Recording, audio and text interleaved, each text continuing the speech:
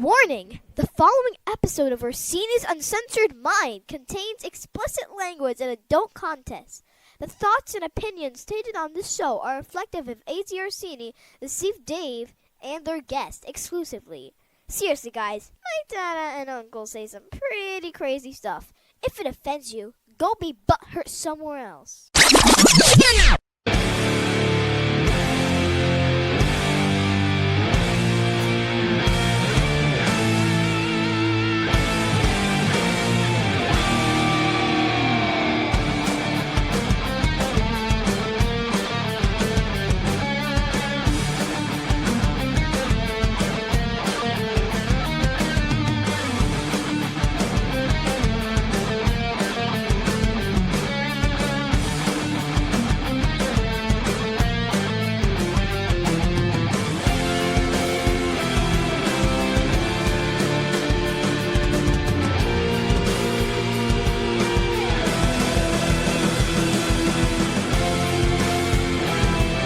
Welcome to Orsini's Uncensored Minds, and now your host, AJ Orsini with Dave.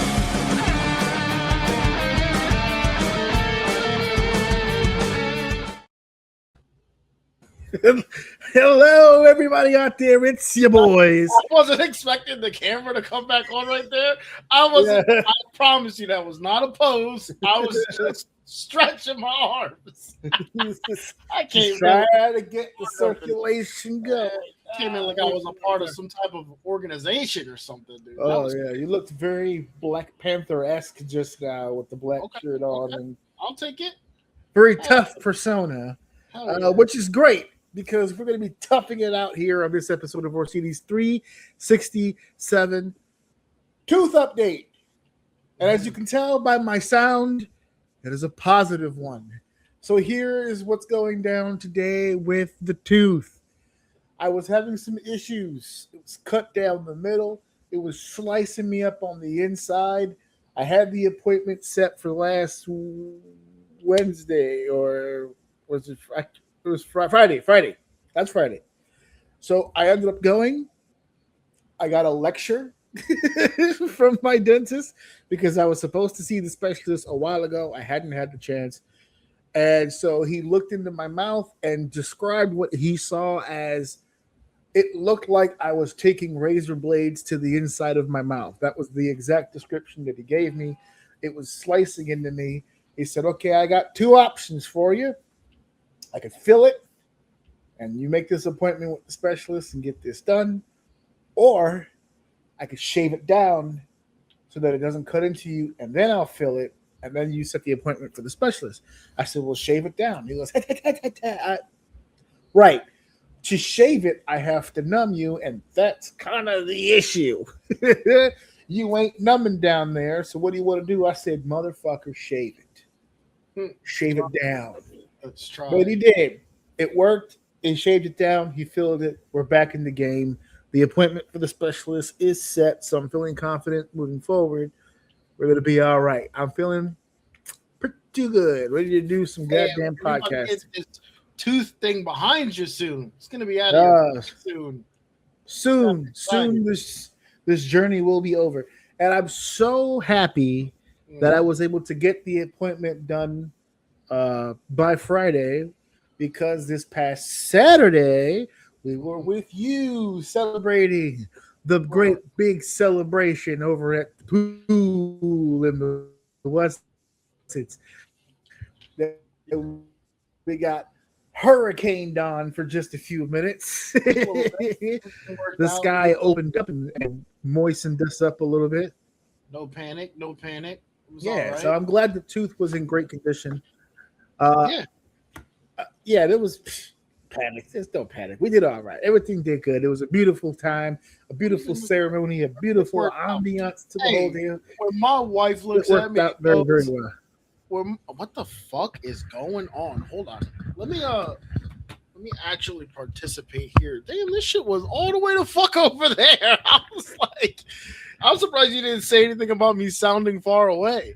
I didn't notice you were until just now. Now you sound very close. No, but yeah, I mean, when my wife leaned in and goes, "Hey, this is actually like working," and I'm like, "Yeah, this is going decent. We're pretty good." Rain Going came in, well. but it was almost as if like it was timing where it was just like, "Hey, do the cake stuff," and literally the second we were done the cake stuff, it all went away, and we could just continue what we were doing. So it was awesome. It worked out. Everything worked out pretty good. It's weird though. I don't like asking people like Pretty that many people. good. I don't like asking that many people. What's weird? I'm lagging or you're lagging a little bit, but I don't like I don't know. I just don't like asking so many people at once to like taking so much of their time because there was quite a few people who traveled quite a distance.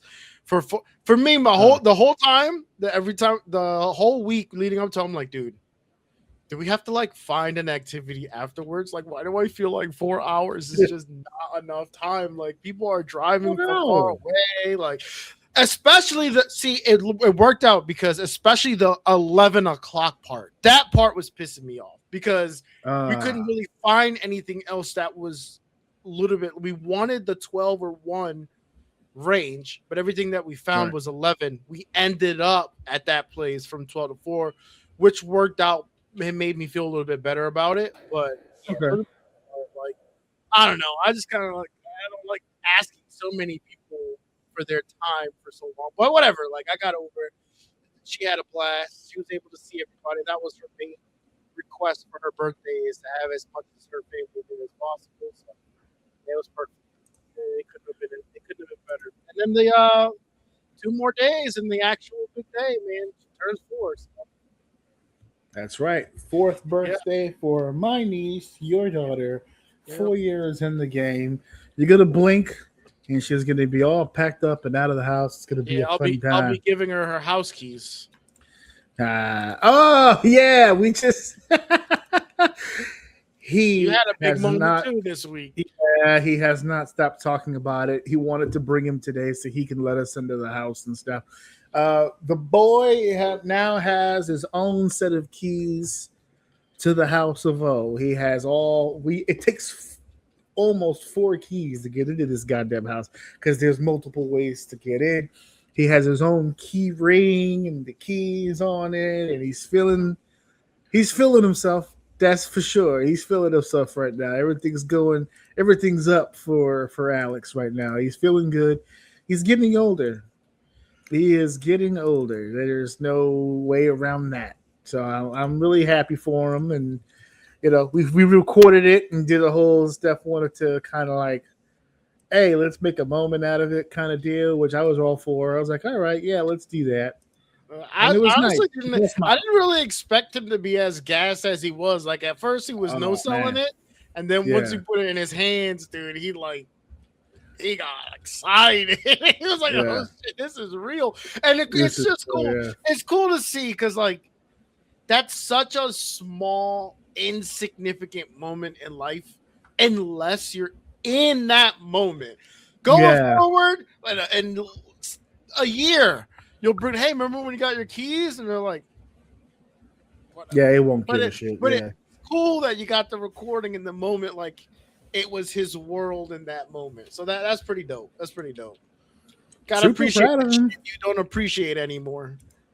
Yeah, yeah. I told him, I said the next time that we hand you keys, it'll be to your first car. So or something like that.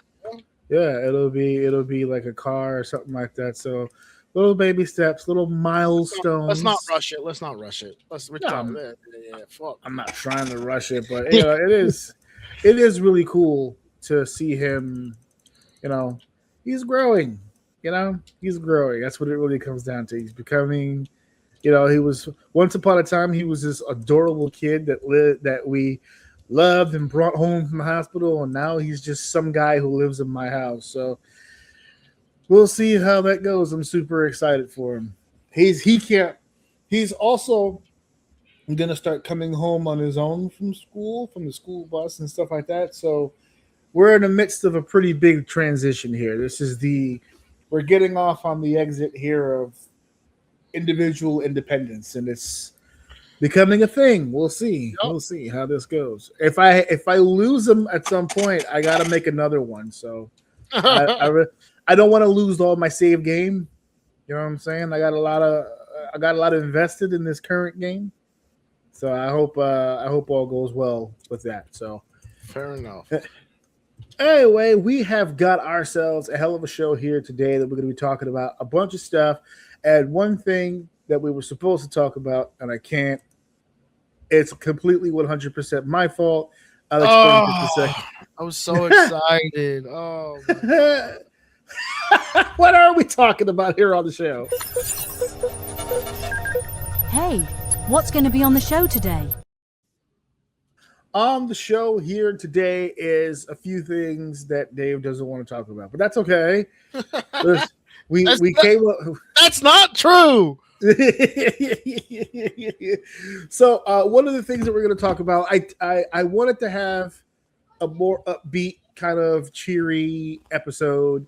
Unfortunately, we're not ending on a very upbeat tone. So at the very least, we should start in an upbeat way. So I thought it'd be really cool to revisit an idea that I had before. You and I, quite a while ago, got into a very in-depth conversation about steak. How do we like our steak? You know, well done, medium rare. We had a crazy conversation about it. You particularly did not like the judgment that comes with steak decisions. So we had that conversation and we had our clips and all that stuff did really, really well. Well, I wanted to kind of take a concept like that, do it again here today, but not steak. Today we'll be discussing one of the most controversial foods, the French fry. We'll be talking about the French fries here today. I found a website that live updates through surveys, through conversations, through feedback from customers, from people who has, in the fast food restaurant realm, who's got the best goddamn French fries. The debate is up. Even in this particular conversation, it's a list that is subjective, so we'll have the conversation, but I was very curious to see what the ratings looked like, what the percentages were. So we're going to talk some French fries. We're going to talk some fast food here today. We're also going to be divulging into what I have to talk something back. I have to talk it back. I got to admit, I was premature. But boy, I kicked out, I fired up, I rallied. I want to update you guys on my journey of Avatar: The Last Airbender. When last we spoke a week ago, maybe it was the tooth talking. Maybe that's what it was. It was the tooth being super negative. Your mic's off. Well, I take that same energy because that the week before you didn't have a tooth problem, and you were struggling. You were struggling. And I'll get into why I was struggling and why I don't feel the same way. Now your boy is locked in a big, big way, and we'll get into that as we get through the show. We are taking a trip down to San Diego Comic-Con. I didn't get a chance to talk about it last week because we were doing SummerSlam, but a ton of updates coming from Marvel's presentation at Hall H in 2026. I have no shame in my game. Yes, my show is on YouTube, but let's be real. We are all watching YouTube, and one of my favorite channels in the entire world, New Rockstars, laid out a bunch of crap that took place. So I got even more information from them and their research. And so we're going to talk about a bunch of shit here when it comes down to the Marvel editions. And of course, in our main event slot, we're bringing something back, something that we talked about pretty much in depth. So much, in fact, that we never really went over it again because we were waiting for updates. And no updates really happened. And now we know why. Because there's a new update, and it's so major, and it kind of turns into an I told you so moment. We'll get into that in the main event. We're talking about Vince McMahon and the Janelle Grant case. We have our major update, and it's not going to be an update that you guys are going to want to hear. But it is what it is. This is where we're at. So that's what we're talking about here on the show today. And there's no need to dilly-dally. Let's go ahead and get right into it. Dave, it's time to start the show. Let's begin with segment 1. In segment 1, right there, French fry supremacy. Who's got it? Who's the one to sit here and talk about the French fries? Now, me and myself, I wouldn't consider myself a connoisseur, but I definitely am a huge fan of the French fry. Okay. I don't know if it's considered a struggle to have meals that consist only of just the French fry. Since French fries are usually traditionally a side to something. I don't know if that reveals to people my financial situation back in my day, but I love French fries. I absolutely love them. About as much, it's right up there with steak, since we're talking about it. I mean, they kind of go together a little bit. Yeah, they go a little hand in hand sometimes. Myself, personally, when I have a steak, I go a different potato. I'm a mashed potato guy when it comes to steak. But it's very, very hard for me to have something like, say, a burger and not have a side of fries. I just feel like it's a very incomplete thing to do. I mean, you gotta have fries with the burger. Burger, fries, drink. That's just what it is. So I'm a big fan of fries. Where are you on fries? Where do you stand? Are you a big fan yourself? Are you a connoisseur? I could do without, really. I don't know. I've never been the craziest I've ever been about, I guess. I don't know if you consider this a French fry, but the like those little waffle fries. Yes. Yeah, those we used to have in like high school. You have to pay extra for them. That's the only time it was ever like a big deal. They were like the seasoned ones, and then they also sometimes, now these are the best ones. I don't know if it's nostalgia talking, but the little smiley face potatoes, Okay. face ones, dude, they taste different. They had a different taste to them. They were seasoned different. They were good. They would have those every once in a while, but I mean, dude, how old was I then? Like fucking 16, 17, 18? Like, Yeah. I'm not really a fry guy. And actually, unironically, lately, I think the other day, I was like, dude, I want a burger. And she's like, all right, we'll get a burger. So she's like, I almost was like, don't tell them not to put fries in there. I was like, I don't know why. Like, I just kind of, it's so weird that you put this on there. It was such a random thought. I didn't say it because I'm not a psychopath. Like, they sent the fries, but for a minute there, I kind of just, I didn't want any. I just didn't want any fries for some reason. I don't know. Maybe it's my age or something. It might have just been a mood thing. You weren't into the idea of. I just wanted a burger, dude. I just wanted meat. That's all I wanted, dude. Unrelated to that, hold on 1 second. I probably should have uploaded this, but I don't have the time now. I'll just put it in the camera. I was driving home from work today, and I got stuck at a light behind a truck that had this. Oh, Meat Palace. Wait, nobody beats our meat. Thank you. Yep. My God. Nobody, restaurant supply, and much more. Nobody beats our meat. Hey, listen. That's for sure. It's great advertisement. But anyway, yeah. So I think it's a mood-based thing. Well, when I thought of this idea earlier, I said it to a few. I sometimes bring these topics to the coworkers, see where they're at with it. This one caused quite a stir. Quite a stir. And I would like to bring one of the debates to the show here. Before we get into the actual listing of the French fries in the restaurants, I have a question. I know that it's potato based. And I know, technically speaking, the French fry is a very specific version. Like, you wouldn't call mashed potatoes a French fry. I get that, right?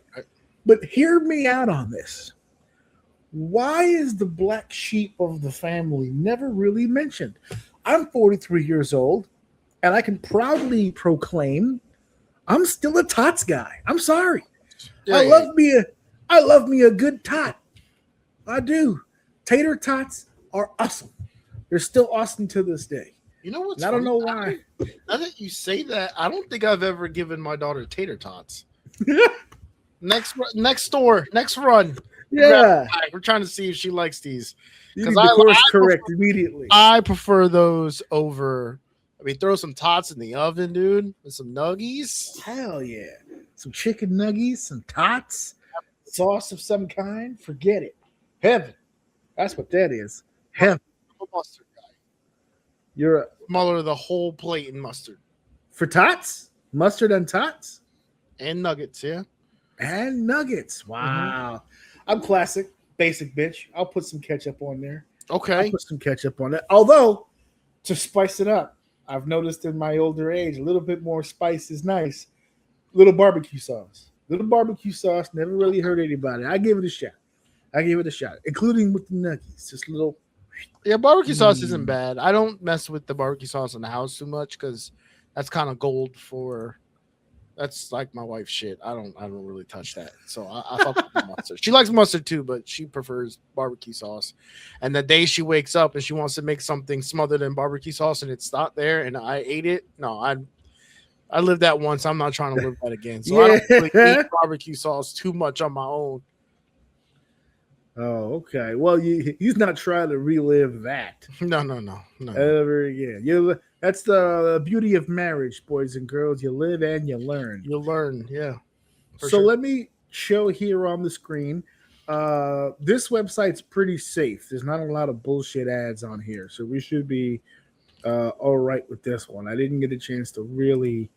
I just felt copying it all down would be kind of a waste of everybody's time. But here we go. The Fries blog, right here, baby. All right. If you're going to talk about French fries, you want to go to the professionals. That's what you want to do. You want to take yourselves here. I'll put us down here real quick. You want to go to the team that really studies and puts in the time. Okay. And that's what we got here with the Fries blog. Okay. This is an article written by Ariel Chung, and this was very recent, June 21st. And it basically is just saying here, let's face it, diving into these posts by one time was consuming. It just tells you all about the French fries here and why they love French fries so much. And then it describes the running leaderboard. Typically, I'm running around a lot, sorry. Typically, many comparisons reviews choose a handful of brands and do a one-time ranking. Why is it moving on its own? Our approach is different. We believe in the quest for greatness and the art and science of deep-fried potatoes and do not think that it is possible to review hundreds of fries in a short period of time. Thus, from our very first review, we have set the benchmark with McDonald's and taken a principled approach with clear dimensions and the ideal fries. Now, I'm going to go to the bottom here just really quickly and click on the last place, Fat Burger. Now, it's going to be hard to see. I'm going to have to move us to the side. I didn't want to do that, but it looks like I'm going to have, nope. There we go. Fat Burger. Now, I'm going to click on Fat Burger for just a second because if you look on each one, and we won't go through each one, but there's a listing here at the bottom. This is the criteria. This is what they're grading on for the fry. Okay. You get, is it not being shown on the screen? It is not because for some reason when I clicked it, it went to a different one. So let's go here. Stop the screen. I'm going to share a new one, which is here. Okay. All right. That's our criteria right here. It's going to grade on texture of the fry, flavor of the fry, shape of said fry, the presentation, how it's brought to you at the table, and your experience during your dining with the fry. So as an example, Fat Burger, out of a possible 10 for texture, only got a 2. Flavor is 1. I'm going to safely assume this fry had almost zero taste to it. No flavor at all whatsoever. Shape, about a 3. Low, but it's the highest grade so far. Great presentation. Well, not great. Good presentation out of 4. Somewhere in the middle. And a good somewhere in the middle experience. Which means for a fry with almost no flavor, the best part about the fry is how it looked when it came to the table. That's basically it. That means they were hungry as fuck when they went. So that means 2, 3, 6. There we go. And it gives you an average here of about 2.8 out of 5. This gives you your very, very low ranking for Fat Burger fries. So now that we know what the actual criteria looks like. I'm going to bring this screen back up. And if anybody wants to talk about the specifics and how they got their grades, I'll click it and just read it off. But this is basically it. So here at the bottom, tied for last with a 2.8 grades, it's Fatburger and Jollibee. Now, I will admit here and now, there's going to be a few restaurants that are on this list that I have not personally gone to. So Fatburger, Jollibee are two in particular I've never been. So the fact that they're on this list so low means that I'm not missing much in my life by not going to a Fatburger or a Jollibee, okay? McDonald's is going to be on here a few times because obviously they're a franchise and each country kind of does their own McDonald's a little differently. I experienced that myself when I went to Mexico and we said, oh, look, a Burger King. That's something safe that we could eat. That's my first time in Mexico. I didn't experiment just yet. Until we ate the Burger King and realized this is not regular Burger King. It's a little different. Just like when I was in Puerto Rico and I found out that the McDonald's down there, they don't use the same materials to make their burgers in Puerto Rico. So we have McDonald's Japan tied for 53rd at 3.0. They're tied with In-N-Out Burger. I have had In-N-Out Burger.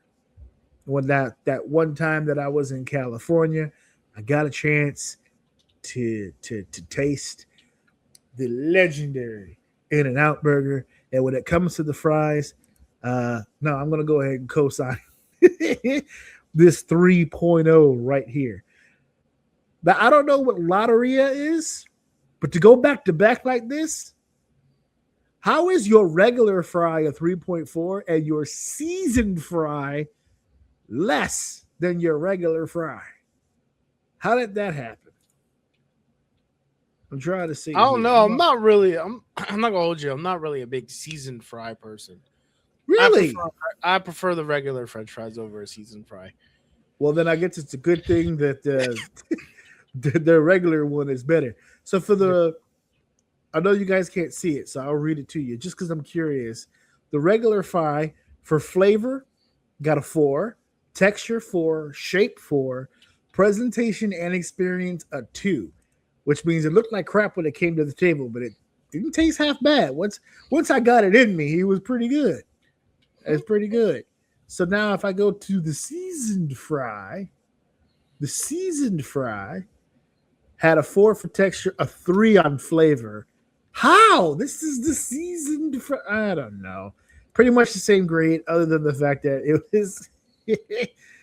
was the flavor for whatever reason wasn't the same. Wendy's Baconator fries being on this list is disgusting. Am I wrong in saying? In what way? I mean, okay, this is another conversation that we could have, but the concept of the loaded fries, right?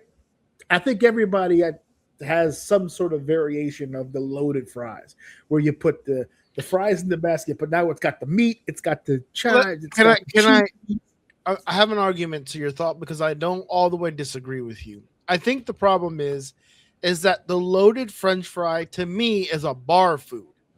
So if you go to the bar and have them make you loaded fries, it's gonna be for drunks. So that shit is gonna, in all meanings of the word, it's gonna be loaded, right? Yeah, it's a meal. You get that from Wendy's, it's not gonna be this. It's still good. I think it's still good. But to your argument, yes, a loaded fry. If you see that shit in a bar, get it. Wendy's, if you want a little bit of bacon bits on your shit, then get it. But you're not gonna get a real loaded fry from a Wendy's or a McDonald's or whatever the fuck that they have them. No, that's my opinion on it. That's why I don't get them. Now, no bullshit. No parentheses, no, this is just straight up regular ass Burger King. Bottom of the list here, Burger King fries. And I gotta say, I gotta be real. Of the major chains here in America, this is my least favorite as well. I'm So, not big on the Burger King. I fries. don't know if you remember. I feel like this is one of those moments in life that didn't exist, and I just remember it in my head as a memory that isn't real. But do you Mandela remember? effect. I do. You remember? And I distinctly remember we were in Connecticut. Remember Connecticut? Remember where the YMCA was? And then when you, I'm sorry, let me be a little more specific. In Inverness, I know I know exactly the area you're talking about. Yeah, go ahead. Yeah, I think it's Inverness Lane, right? No, Maplewood. It was Maplewood. It was closer to Maplewood. Yeah, it's was on Main Maplewood, Street. yes. Yeah. You go around, go under the bridge, whatever. You go up, right? There's a main street. On that main street, there was a Burger King. I don't know if you remember Yes. that Burger King. Okay, I do. That's my memory of this. Now, do you remember that there was a moment where Burger King changed their fries Yes. to the point where they were handing out, or they were giving out coupons that you could, it was like a little booklet, like a 5 booklet of coupons that you could trade one in and get a free French fry, because they were trying to advertise the new potato or whatever that they use in their French fry. That, and I don't know if it's nostalgia, to this day was the best French fry I have ever had. And I've never experienced that French fry ever again. Now, again, they could be using the same fry now, and I can't tell, because it could just be a nostalgia memory. But that's a distinctive French fry memory I have. I don't even know what year that was, but they came out with it. It tasted more potatoey. They definitely seasoned it, and it was just a better French fry. It was But the late today, 90s for sure. I do kind of agree. Burger King does not have good French fries at all. It's terrible. No, absolutely not. That was a core memory that you pulled out of the bin from a long time ago. I remember being in the car specifically going to Burger King because it had the coupons. Oh, I remember the coupons. Okay, yeah. Good old days. I remember going through all that. Well, elsewise on this list, we have. I'm not going to go through the McDonald's. They're all different McDonald's: Korea, France, UK. I love the fact that our French fries, not doing so well in France. They use. But the wedges. crazy shit is that our McDonald's is 37. That's crazy. Here's the thing. You see where it says benchmark? Yeah. So, like they said, they started when they originally started this. I'm going to move up a little bit. Well, they first did Wendy's this. at 31. Yeah, the original benchmark that they used, which just basically means is what they started with. In 2025 was McDonald's with a 6. So when they did it for this year, they started with McDonald's again, and it had dropped to a 4.6. Okay. So they're suggesting that the McDonald's fry quality has gone down since last Let's year. get to like top 10, top 5, because now I don't even know what's up there now. I just saw a bunch of shit that I thought would be up there. So Chick-fil-A is down here. Obviously, we've got some California Pizza Kitchen. You know what? I'm going to give them credit for even being on this list. Your French fries must be dope for you to be a pizzeria handing out French fries. I don't know what Quick is, but I'm sure someone. Well, hold on, who show will some watch respect, because pizza places are also another one of those places. Shout out to pizza places. Salads, Oh, you gonna God. get a crazy ass salad from a pizza place. They gonna load that motherfucker up. They've had that lettuce sitting back there for weeks. They need to get rid of that shit. You are gonna get a big fucking salad, and their French fries, their loaded fries and shit like that too. They do those well. That's another They place hook you 'em can up. get good onion rings, loaded fries, stuff like that. So we got Hungry Jack's over in Australia, Super Duper Burgers, Checkers and Rallies, which I actually like Checkers fries. I actually think this is pretty low. That's one of the seasoned ones. I think they're heavy. Correct me if I'm completely off here. They're a little heavier on the pepper, and I like that. Yeah. I like that. Yeah. Japan's out here with MOS Burger or Moss Burger, The Melt, Five Guys UK, Five Guys Australia, Wendy's, you pointed out, tied at 31. Hot dog on a stick, Jack in the Box curly fries. I had a chance to have that. That's pretty good. Carl's Jr. getting up here. Dave's Hot Chicken. We just passed one of those when we left your little party on Saturday. And of course, my son can't resist a good dad joke. and saw the hot chicken spot. He goes, "Hey, hey, I didn't know your brother had hot chicken." And I was like, "Ah ha ha ha." You know what? Star. You know what his brother also has? Seeds, and they're in everyone's mouth. Yeah. But he ain't ready for that joke yet, though. No, he hasn't elevated to the comebacks like that. I don't know what Starbird chicken chimichurri fries are, but it must be delicious. A&W chili cheese fries. Now we're back to the loaded thing, and I thought A&W. What is A&W? Now hold on. Well, to Uh-huh. me, it sounds like the root beer. So I'm gonna imagine it's a. It is them. Okay. They have a series of restaurants, and they serve apparently chili cheese fries there, and apparently it's very good. You Arby's. don't see ahead. it very often. No. But I am a big fan of chili on stuff. Ooh. Well, chili on stuff. On stuff. Okay. Listen, French fries, that's a gimme. Some Yeah, nice that's a gimme. hot chili over some That's a layup. French fries. Damn, you could do all kinds. My brain instantly went crazy and said, "Put that shit in some pasta." Ooh, maybe some spaghetti noodles or something. Get some spaghetti noodles and then put some chili on top of that shit. Come I've on, had spaghetti dude. noodles with chili before. Yeah, Dude. I've had that. Anyway. Arby's curly fries. It's Habit chili list. Habit Burger Grill sweet potato fries. Ooh, we didn't even talk about sweet potato fries. That's a whole different ballgame. Yeah, DQ is on here. bro. DQ How is on here. Taco Bell's fries over a bunch of? No, get the fuck out of here. No, okay, no, we're done. KFC potato wedges.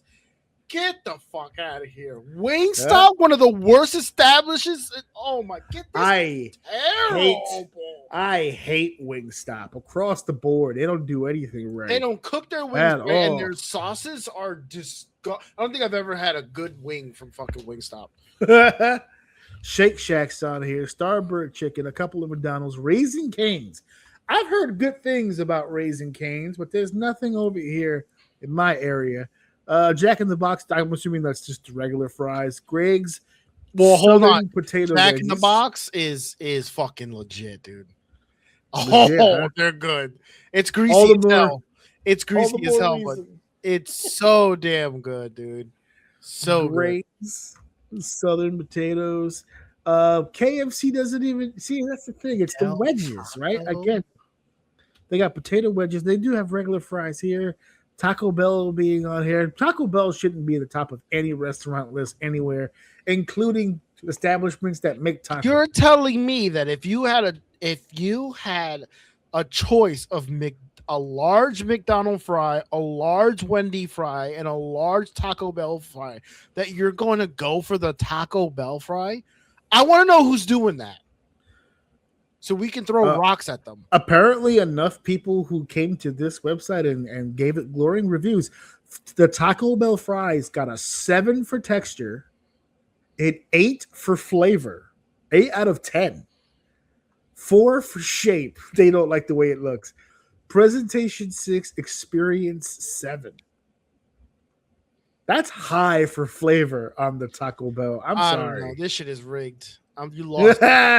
Somebody's taking sponsorship money here. Hell yeah, Wingstop. Taco Bell, It's crazy. Wingstop is way too high. Popeyes,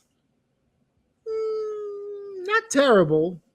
They're not But- bad. I'm not putting them over the other fries, though. 6, 7, 8, 9. This would put them at. This would make Popeyes 9th on the list. This top 10 is the worst top 10 I have ever fucking seen. Well, first of all, Wingstop is Just tied for 9th, but numerically would be the 10th one to get in. And then Sonic's not terrible, but top 10 Sonic's is not- odd. Yeah, no, I wouldn't put them. Cheesecake Factory is not terrible. A&W, I've never seen been, locations. but if Yeah. I ever see one, I want to stop just to get Yeah. some root beer, and then Just we'll to try- get the root beer. yeah, for sure. Who's higher on the totem pole, A&W or Mug? I feel like A&W is the OG.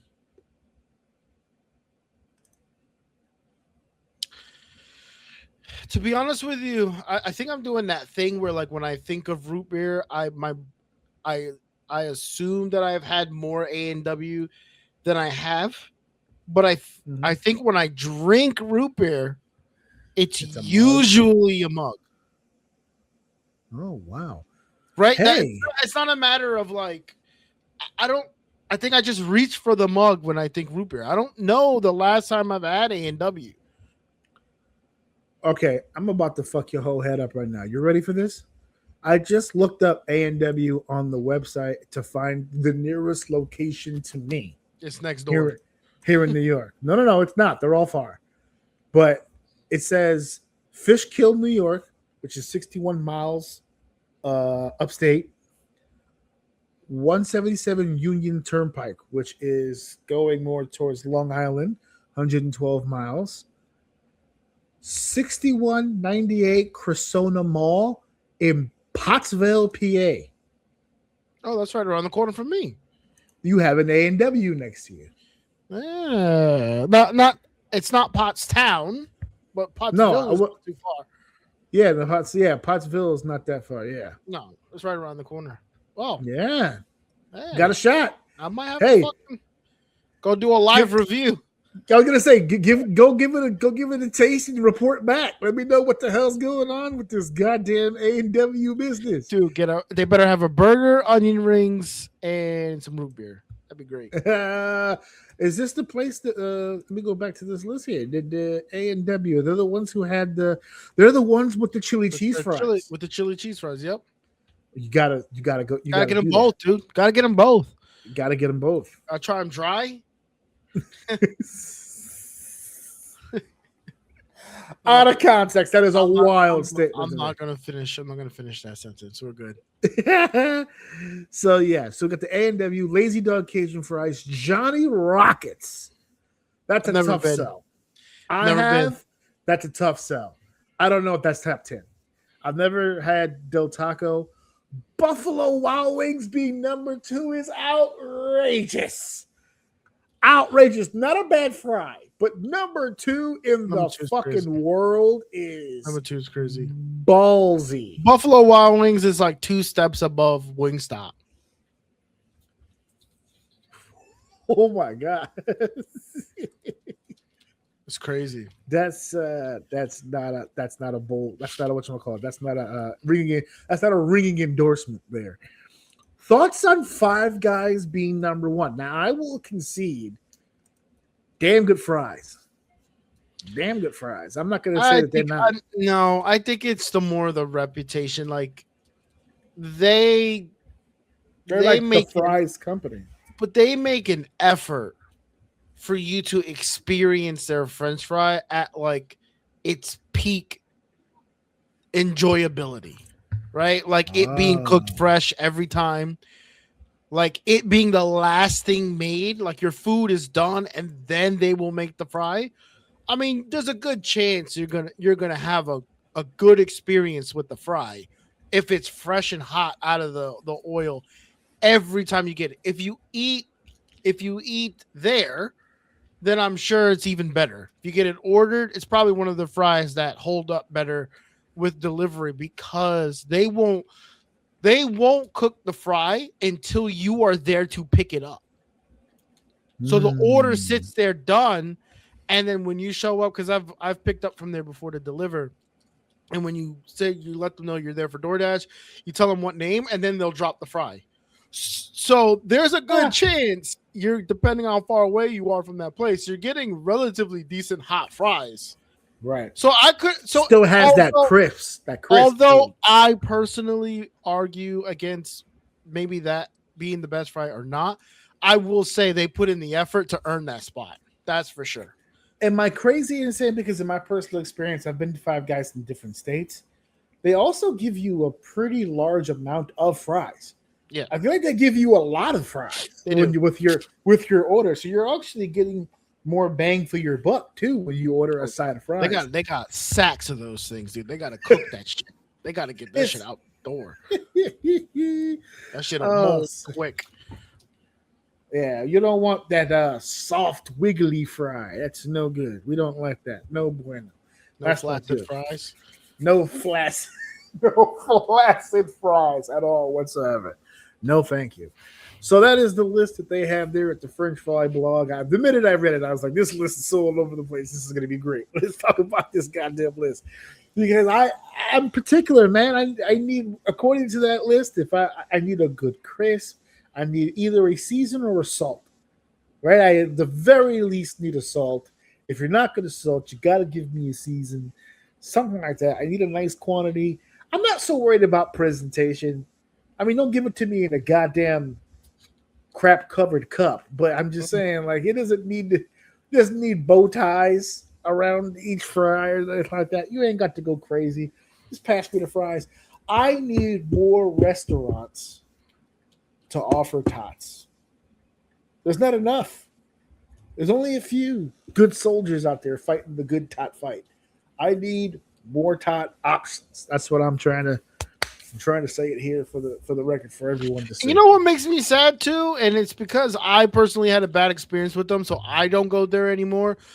I would imagine that's probably across the board. But Chicky and Pete's, their cheese crab fries, Yeah.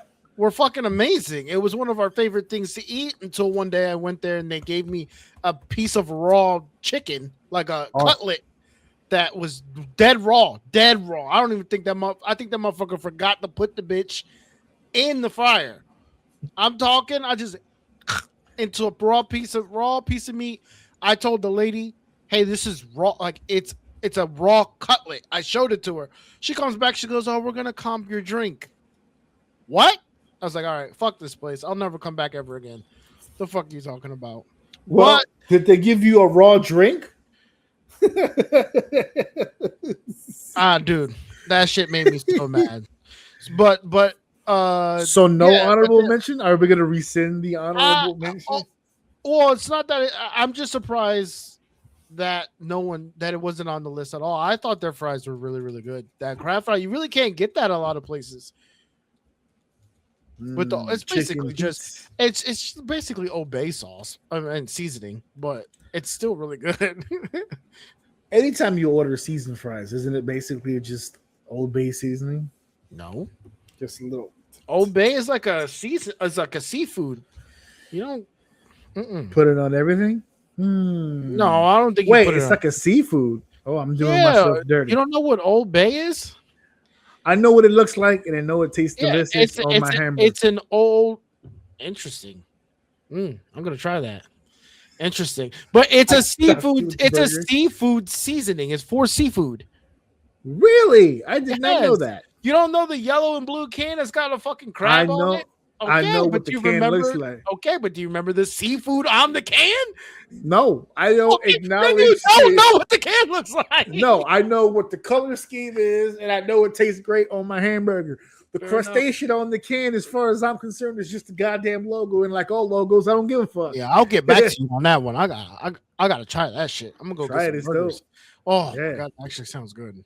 Just kind of like toss a little smidge, here. I got bougie in my old age. A little adobo, a little of the Obey, and if I'm feeling classy, a little of the Mrs. Dash. Boom. Okay. And just boom, boom, boom. My wife got me into that. Down the gullet it goes. 3 minutes, both sides, little S&P, down the hatch. There you go. And there it goes. So that is our discussion here on the French fry. And now it's time for me to rally and bring it back. Let's keep this show going. It's time for segment 2. All right. Hold on. Let me push this up because I don't want to forget. Bam. I'm sorry. How about that? Apologies to the fandom. Because you weren't the only one that I told, because a bunch of people are checking in on me and they're like, how's it going? How far did you get? And I'm like, bruh, my eyes starting to feel it, brother. They're starting to pull, Tony. Season 1, for the record, I am now 3 episodes into season 3. Okay, so you finished book 2 already. Yes. Oh, you in here. You in literally there. In the books. Literally in the books. And so let me just really quickly, because I asked you last week, Mhm. I was season 2, episode 4 last week. Yeah. And He was I was feeling it was a little dry for me, right? I told you the way that I described it to you is I felt like I would have enjoyed this more had I saw this as a kid. Because it was very just a lot, things were just kind of happening. You got to see the personalities, you got to see how things meshed. I understood everything was going on. And when I spoke to you last week, it was episode 4 of season 2. I did not realize that my life was going to change at season 2, episode 5. I didn't know. By the time I got to you, I was like, you asked if Toph was coming, and when you said where you were, I'm like, if she's not there yet, you are damn close. She was episode 6, but episode 5 before we got to Toph kind of started picking up speed. So when we got to Toph in episode 6, which I texted you this, and I'm going to say for the record, for everybody out there who was showing their avatar support, it was really hoping that I would jump on this bandwagon. Everyone collectively told me the same shit. Wait till Toph shows up. It's going to change the game. Okay, fine. So I'm eagerly anticipating Toph. Nobody told me that she debuts on the show at a professional wrestling event, complete with her being the world champion with the title belt, taking on the great and mighty Boulder. The Boulder feels conflicted finding a young girl with no vision. Then she said, the Boulder no longer has such conflictions. That's it. I'm about to bust your whole ass right now, bitch. And then toward the end of the episode, where she takes on all the wrestlers all at once, there was a luchador in there. Mm-hmm. This was 100% a professional run. They had a belt. Sokka had that bitch right here on his shoulder. He's world champ right here. He got the belt on his shoulder. Yep. Thanking the good Lord he bought that satchel when he did. It's perfect for the belt to make sure it stays in pristine. The whole time I'm watching the show, they were building up the characters. So I'm glad I took the ride, because now that all 4 of them together, I can kind of see the dynamic at play. Mm-hmm. But am I outrageous in saying that? Remember, this is the first time I'm seeing it, guys. Am I outrageous in saying this? I have 2 things that I would like to bring to the table as questions. I'm not killing it. I'm not saying it's bad. I think I just need a little bit more feedback. I know that the Avatar has to master the 4 techniques in order to properly defeat the Fire Lord. I understand that. I knew that coming in. What I'm confused about, this is the first thing I'm going to mention. Mm-hmm. It doesn't really take him long to learn the techniques. It's almost as if the minute he just kind of gets it. The earth bending took him a little longer, but that's because Toph is verbally abusing this motherfucker. Well, I think it's his opposite element as well. He has the trouble with earth because he's an airbender. He's an airbender by nature, right? So, like for instance, him and Katara were both looking for a teacher. That's why they went to the north to find someone to teach them the proper forms of waterbending. Katara kind of had a natural ability, but she wanted to be taught properly. She goes there. They were there, I don't know, a day. She oversaw some techniques, and all of a sudden, she's the most badass waterbender on planet Earth. I was like, what the fuck is all this? She learned a few tricks. It wasn't that fast. Freezing people, and she's got spikes, and there's all kinds of... She's creating like a water shield. She's practicing. She took Zuko on the first fight. She learned these techniques yesterday. And she fucked Zuko up like the next day. I was like, holy shit. Naturals, I guess. Yeah, but but now we're starting to get into storytelling here, because that makes sense. Because Zuko, as good as he is, he overconfident, overbearing. Yeah. Not even just that. He just kind of always holds back. You know what I mean? He's like never fully committed to being a complete asshole, which is, to me, like Zuko never really fought at his highest potential because even as a kid, he was reserved. You know what I mean? Like he wanted to be a nicer person. He always had it in him to be a nicer person. So to me, Zuko takes a lot of L's, but I think that's because again he's so conflicted with being the Fire Lord eventually, or being someone who doesn't want to cause that much trouble. So it does make sense. It makes Katara look a lot more. Makes her look a lot better than what she is. But even where she is now, the cool thing is she gets fucking crazier later. So although it scales, it's not like she's peak, because that would be annoying if she hit this and now all of a sudden she's this badass. Then that is annoying. I would agree. But knowing that she gets even crazier later means okay, she's scaling at an appropriate rate. But obviously you don't see that because you're just watching what's happening in front of you. Your Zuko explanation, had you told me right when I saw that episode, I'd have been like, oh, okay, I guess that makes sense. Now that I know the family history, now that I saw the episode of him and his mom and Azula when they were kids, how Azula's more like the dad and he's more like the mom, and he's a little bit more on the timid side. I mean, he puts up a great front, but for the most can part, go. He's got hands for sure. It's just a matter of wanting to dish out. As far as him not committing to be an asshole, I did see the season finale of 2. Right now, currently, where I'm at in season 3, he's in full asshole mode to me. How dare you betray the great uncle? He's coping. How dare you? He's coping. He's just lashing out. He's hurt. He's hurt inside. He's hurt inside. This isn't him. This isn't him. No.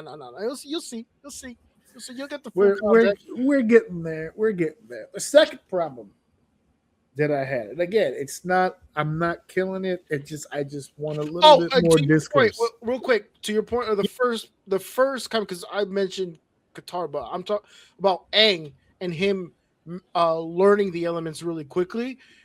He does pick them up pretty well for 2 reasons. One, he's not a kid. Well, he is a kid, I guess. And body, I don't really know how I'm trying to explain this. He's 100 years technically. Right. So I don't know what the freezing does to your brain, but he's a little bit wiser or whatever, but he's still a kid. And he is the Avatar, so he will have a natural take on these elements. So if obviously Zuko tried to learn water bending, it'd be a no-go. But he picks it up because although he has never seen the element before or have done it, he has it within him, his ancestors. He has the knowledge. He just has to kind of unlock it. But the cool thing is, too, is he does have access to that, which makes him superior because he has that limit he could break into, which makes him so much stronger than anyone else.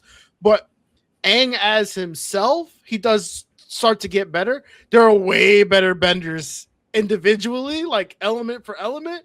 Even Katara is a way better water bender than Aang. We're gonna get into that because that's my second problem. Okay, well there you go. I spent a season and a half, we'll say, right? But because not even a half, because season two, episode 6, Toph enters the chat. So we'll say about a season and like a quarter. Well, whatever the fuck, right? I'm watching 3 kids develop their skills, right? Sokka's becoming more of a leader. He's more of the thinker. He starts to plan things a little bit more. Katara's more of the nurturing one, the softer one, but she's a badass when it comes to the combat. She could still bend at a high level. Obviously, Aang is the Avatar. However, I'm getting the vibe from these 3. Realistically, it's still kids trying to find their way in the world, right? Yep. Toph enters the chat, and I'm thinking to myself, she is a far superior bender than anybody in this group, and it isn't even fucking close. Not only that, not just the actual bending itself, but because of the blindness, she is sensing shit through the floor. If you're leaning on a wall and she touches the ground, she can hear the heartbeat to tell whether or not you're full of shit or not. Her senses are through the fucking roof. And I said to myself, wow, she is an amazing fucking bender, way beyond her years. She is so far ahead of all 3 of these people, it's not even close. And then she starts metal bending, and I went, "That is too far. You've gone too far. She's OP. That was a fire when she She's fucking OP. cracked through the cage, dude. Oh my goodness. And then proceeds, by the way, she gets out of the cage, she puts them in the cage, she closes the fucking thing up, and proceeds to yell, "I am the greatest bender in the goddamn world." That's and right. You will acknowledge that shit. She is, dude. She is far superior in Did every they go into goddamn the way. library yet? I can't remember. Yes, I saw They do the library. She was where holding the whole fucking She tower was by holding herself. the whole fucking tower and still fighting off people trying to take Appa. And Bruh, reason, dude, this is why she's the greatest. Handedly held that shit up. And if it wasn't for the fact that these guys were going after Appa and she was splitting her energy and attention, she might have pulled the whole shit out for all we know. That scene right there is a huge character development for her because that's the first really big L you see her take. She had to choose between her friends or those two, and she held on to the tower, and they had got kidnapped or whatever. So, oh my god, dude, she didn't handle it well. She did feel guilty about that, especially since Aang didn't take it well that they lost Appa in the first place. But no, it's just everything seemed to have been happening so god. It went from this. The descriptions from you were correct. It went from this childlike glee and glamour to the show, and then everything just got matured, sad, really crazy fast. Like, real shit. Like that closer you get to the end of the show, the more like the reality. Because if you really sit and think about it, the reality is the Fire Nation is coming, right? Like in the background. They are coming and they are going to conquer. This is happening right now. So when you're getting all that whimsical kid shit, this is why I kind of argue with the part. I argue with the if I was younger, I would enjoy it more. And I understand why people would say that, especially that clip you sent me. I get that. But as a kid, I didn't have the ability to sit with that idea of they're kind of like putting the big thing to the back of their mind, and they're trying, like, they'll make mention like, I need to learn this, I have to learn, like that's the whole purpose of it. But it's like as they develop their character, you do live in this little kiddish, cartoony, whimsical world for a little bit. But as an adult, you can sit there with the ideology of y'all better fucking like this is cute what y'all doing, but in literally like few months everyone's gonna die. Like they're going to conquer so that knowledge in the back, like you don't get that as a kid. So when I watch it as an adult, it's one of those things that's like, yo, y'all stalling, y'all giving me anxiety, you need to hurry the fuck up because shit's about to get serious. So save the world, motherfucker. Yeah, no, it gets only better from here. So yeah, they started getting Azula is a badass character. Don't get me wrong, she is.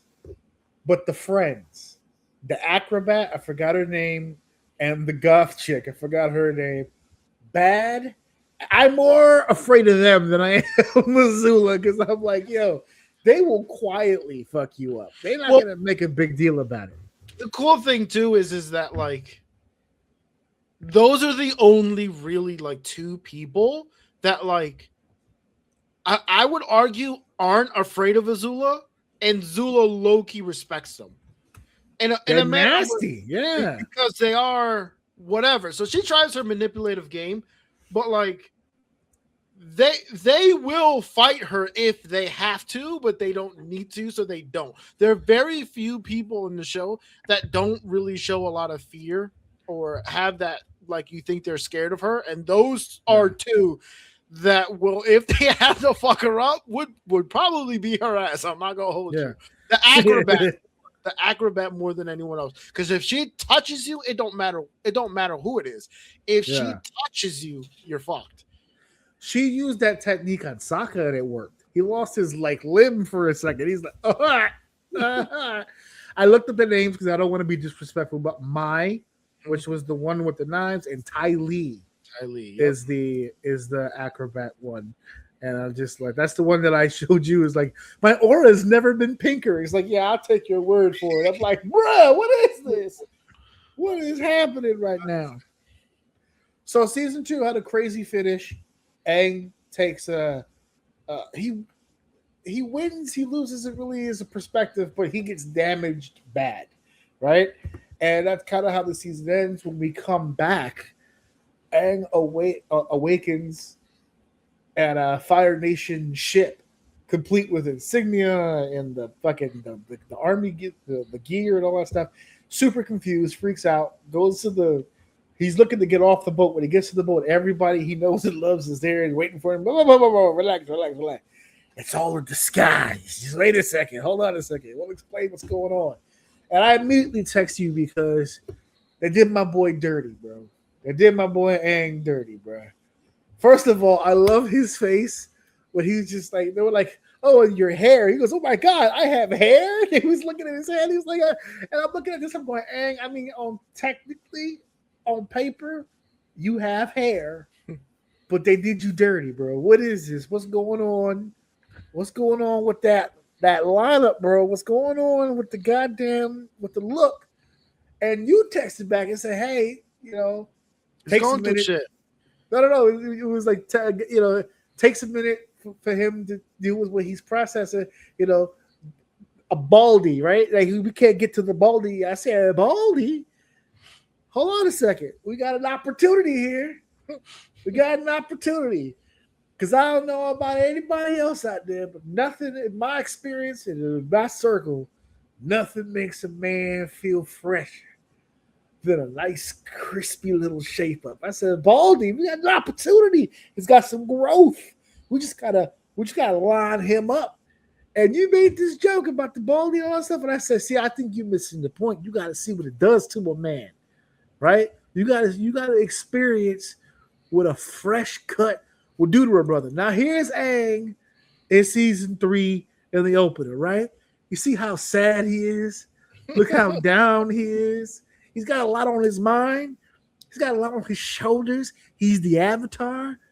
He's got a lot going on. It's supposed to be up to his friend circle right there. You see that lineup right there? He's looking real rough right there. There's some edges there that's not looking so good. So I took the liberty of putting something together to let everybody know how positive it could be to really line that up and really clean that up. And look at this right here. Look at that smile. Look at that smile. He got that crispy fade. Look at that wide up. Clean, bro. Clean, bro. He's smashing Katara tonight, bro. That lineup, she better fucking. Hey, oh listen. my God! With that lineup, Toph better get ready. Say she on deck. Everybody on this team is getting it now. Are you kidding me? He can't walk through the Fire Nation bitchless. Look at that. He's all trimmed up, baby.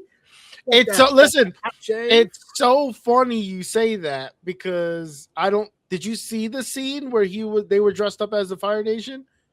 Yes. And they were like dancing and stuff like that. It was spitting to all the girls. Yeah.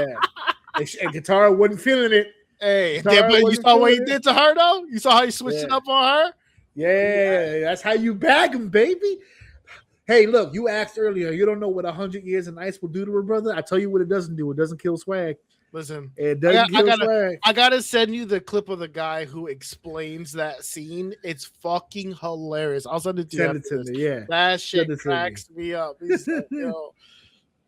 So, long story short, I'm into it. I'm actually kind of sad now that this is the last season of it because I'm like, damn. Because, I mean, chronologically, what's after this? Is it the new thing that came out? Is that chronologically? Movie, not Legend of Korra. That's something different. And you say that you don't like, and it's funny that you say it because it's the one thing that jumped out to me right away. You said that it was kind of annoying how the Avatar, not that it was annoying, but it was questionable how the Avatar is learning the elements. He seems to be learning them pretty quickly. Yeah. When you meet Korra on episode 1, she already knows, if I'm not mistaken, she already knows how to do all of them. I think maybe except for one, I think she has trouble with earth or something, or wind. I think she has trouble with wind. She has But trouble other as than- being an airbender. Yes, she has trouble being she's water. Her main element is water. So she has trouble with wind, but I think she can already bend it. I can't remember. I tried to watch it once, got 2 episodes in, stopped. My wife forced me through a lot of it, and it literally just turns into like a teenage soap opera. I fucking hate it. It's so bad. Every single person that has told me to watch this animated series told me to watch the movie after, Yes. and to not watch Legend of Korra. They're like, don't even bother with it. I was like, well, come on, I can't. I want to be. I don't want to be on the hate train with no knowledge. I want to see. So the here's trash. the thing. I have heard from other people who is committed to it and get pieces of the story, because it's not like they're not related at all, right? There's obviously characters from the Last Airbender to this one. They're older, stuff like that. There is a connection in the story and stuff like that. The problem with it for me is when you were telling me in book 1 and some change of this that you can't, you just, it's getting tough to get through it. I knew I can sit here honestly and tell you, get to 2. Get to book 2. If you don't like it, then you don't like it. But if you get to book 2, it will change. I cannot say that for Korra. I went through so many episodes, and it just kept getting worse. So bad that like I couldn't stick with the lure, and I can't tell you what's going on there at all. That guy that I'm going to send you that breaks down that scene that I think is hilarious, he goes over some Legend of Korra stuff, which made it interesting for me, but I'm not going back to watch it because I already know I'm not sitting through that shit. No, I'm not. I already know what it is. No, but the movie, I want to see the movie for the one that follows this one. Yeah, I'm going to watch that after I finish this season and tie it all together and see what happens then. Yeah. But yeah, good show, good times. I'm ready to go. I'm locked in, brothers. I'm locked in. All right, let's get to the next one. Segment 3 is here, and I can't wait. Oh, there it is. The disrespect starts already. No, okay, Loki, I really had to yawn, and it was so hard. I was like, you know what? Let me see if I can blend it into this bullshit and get the yawn off. All right, come on. Let's do this dance where you passionately talk about something. I get excited, and then I go start to do research and realize it's never going to make sense to me and get pissed off again. Come on, because I watched the video you sent me, and it was low-key hype. Right. But then the thought of, like, understanding what's going on, go ahead. I got early. Go ahead. So before we even get into this, I would like to use the disclaimer of, I get it. I've done this, as you refer to it, this dance 1,000 times with people. I have come to the conclusion that you're either into this or you're not. I'm not trying to sit here and convince anybody of anything. I'm not promoting anything. I'm not trying to get anyone into the theaters. I'm just geeking out because I enjoy it. I follow it. I'm obsessed with it. So it's just something that I wanted to talk about. It's funny you say that because I don't think I've ever seen it any other way. It's either you hear the people talking about Marvel who like it, and they're referring back to the comic book and how it links to this and then that, and oh shit, this and this is probably going to happen. But if they don't do that, then that means we're in this verse with this person doing this thing. But because Fantastic Four, then we're probably getting this variant of the, like, you either get that guy or you don't hear about Marvel at all. Did you see Spider-Man? Yeah. It's pretty good. Yeah. And that's it. That's it. There's no middle ground. There's no such thing as a middle ground. Not anymore. And I feel like in the beginning of this whole process, there was. I feel like if you go back to like literally first phase, and they were making the movies for both worlds. It was mostly for the non-comic book fan, but they would throw enough in there to where comic book fans would go, the Leonardo DiCaprio. They were Easter eggs at first. They were just Easter eggs. They were just Easter eggs at first, which we still have, but it's not the same formula anymore. And what happens now is that part of the anticipation, and I'm saying this with objectivity, part of the enjoyment of the original MCU was who are we going to see next? Who's that next character that was just going to surprise us? That, oh my god, I can't believe it's going to be that guy or that girl, or oh, I know that thing from the thing. Now the roster is so huge. I think there's a tremendous lack of interest of who that next person could possibly be, because how many more characters do off comic fans really know? Pretty much all the comic fans that people know have been introduced. Any characters outside of this current bubble, or you've lost people. Yeah, you've lost people, and you've put yourself in a bad position because how you develop them matters, and the ideology is split. If you build like Sentry, not a lot of people know who Sentry is, so you develop them for the non-comic book fan. And the problem with that is that real comic book fans see that and they go, "What? That's not. I mean, from issue 110, that's not what." I know. We get it. I just did, and I'm going to talk about it here, but shout out to Joe Dove, Joe Pombo. We just did one of his shows 1 week later, which here you go.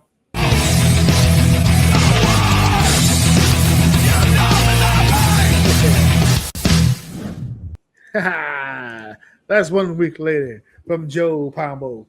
I just did his show on Sunday, 2 days ago.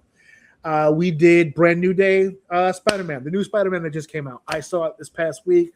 They saw it. We sat down. We broke it all down. And one of the points that I made on that show, which you guys will be able to check out very, very soon, it'll be tagged to me, so it'll be part of my playlist, which I already have playlist on the YouTube channel at OUM Network of all the appearances that I've made on To Be Scenes 1 week later. I have a playlist with that, so you can see all the other ones I've done: Fantastic Four, Deadpool, Wolverine, yada yada yada yada yada.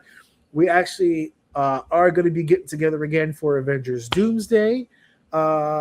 He has a big plan for that. I'm not going to spoil his surprise. Obviously, let him tell his business. But I'm super excited because when we went off the air, he showed me a lot of cool shit, and I'm excited. But we talked a little bit about Brand New Day, and I said in that episode, I, a long time ago, found the ability to separate the comic world from the MCU world. It's two different places. It is the same when I explain it to people, because a lot of people have a hard time separating. Well, that's not how it is in the comics. The way that I always explain it to people is just like in comics, when we have different runs and different writers and different issues, there's a spectacular Spider-Man. There's an amazing Spider-Man. There's a Spider-Man 2099. There's a X-Men #1. There's an Uncanny X-Men. There's all these different variations that give you different types of stories. The what-if stories, the spotlights. The MCU was a lot like that. It is the characters that you know and love, but it's a different version of the characters that you know and you love. It's just a different version. So I've been able to separate it, but a lot of people have an inability to do that. So not only are you losing casual fan by trying to win back the comic book fan, you're still losing comic book fans, right? So why am I talking about Hall H then if that's the case? Well, for me, as I said, I'm still obsessed with it. I'm the guy, Charlie from fucking sunny side of Philadelphia, with the pins and the yarn and just listen for a second. Just listen for a second. Okay, this is what it is. Okay, just follow me on this. Right? Did you see the insignia on the gauntlet? That's a rune. That's why he was able to do it. And it's to non-Marvel people, it sounds ridiculous. But I'm used to having those conversations, because to non-wrestling people, the shit that I say about wrestling sounds ridiculous. To non-Star Wars fans, those things. Well, you can't have a Jedi and a Sith, and the Sith can't have more than two Siths, because the rule of the Sith is only one. There's every lore has its niches and then people from the outside looking in. So when I get excited about, oh my God, Hall H just happened, they made a bunch of announcements, people generally go, oh, all right, that's cool. Good for you, buddy. Good for you. Exactly. Good for you, little buddy. And so, like, I've learned to contain my excitement. Not contain my, that's a bad way to explain it. I always let my excitement openly be free and just I'm openly excited. But what I do contain is my ability to force it on other people. I gave up on that a while ago. People are going to be excited about what they're excited about, and if it's not my thing, it is just I've learned to be excited about it anyway, even if I'm the only one in the room. As you should.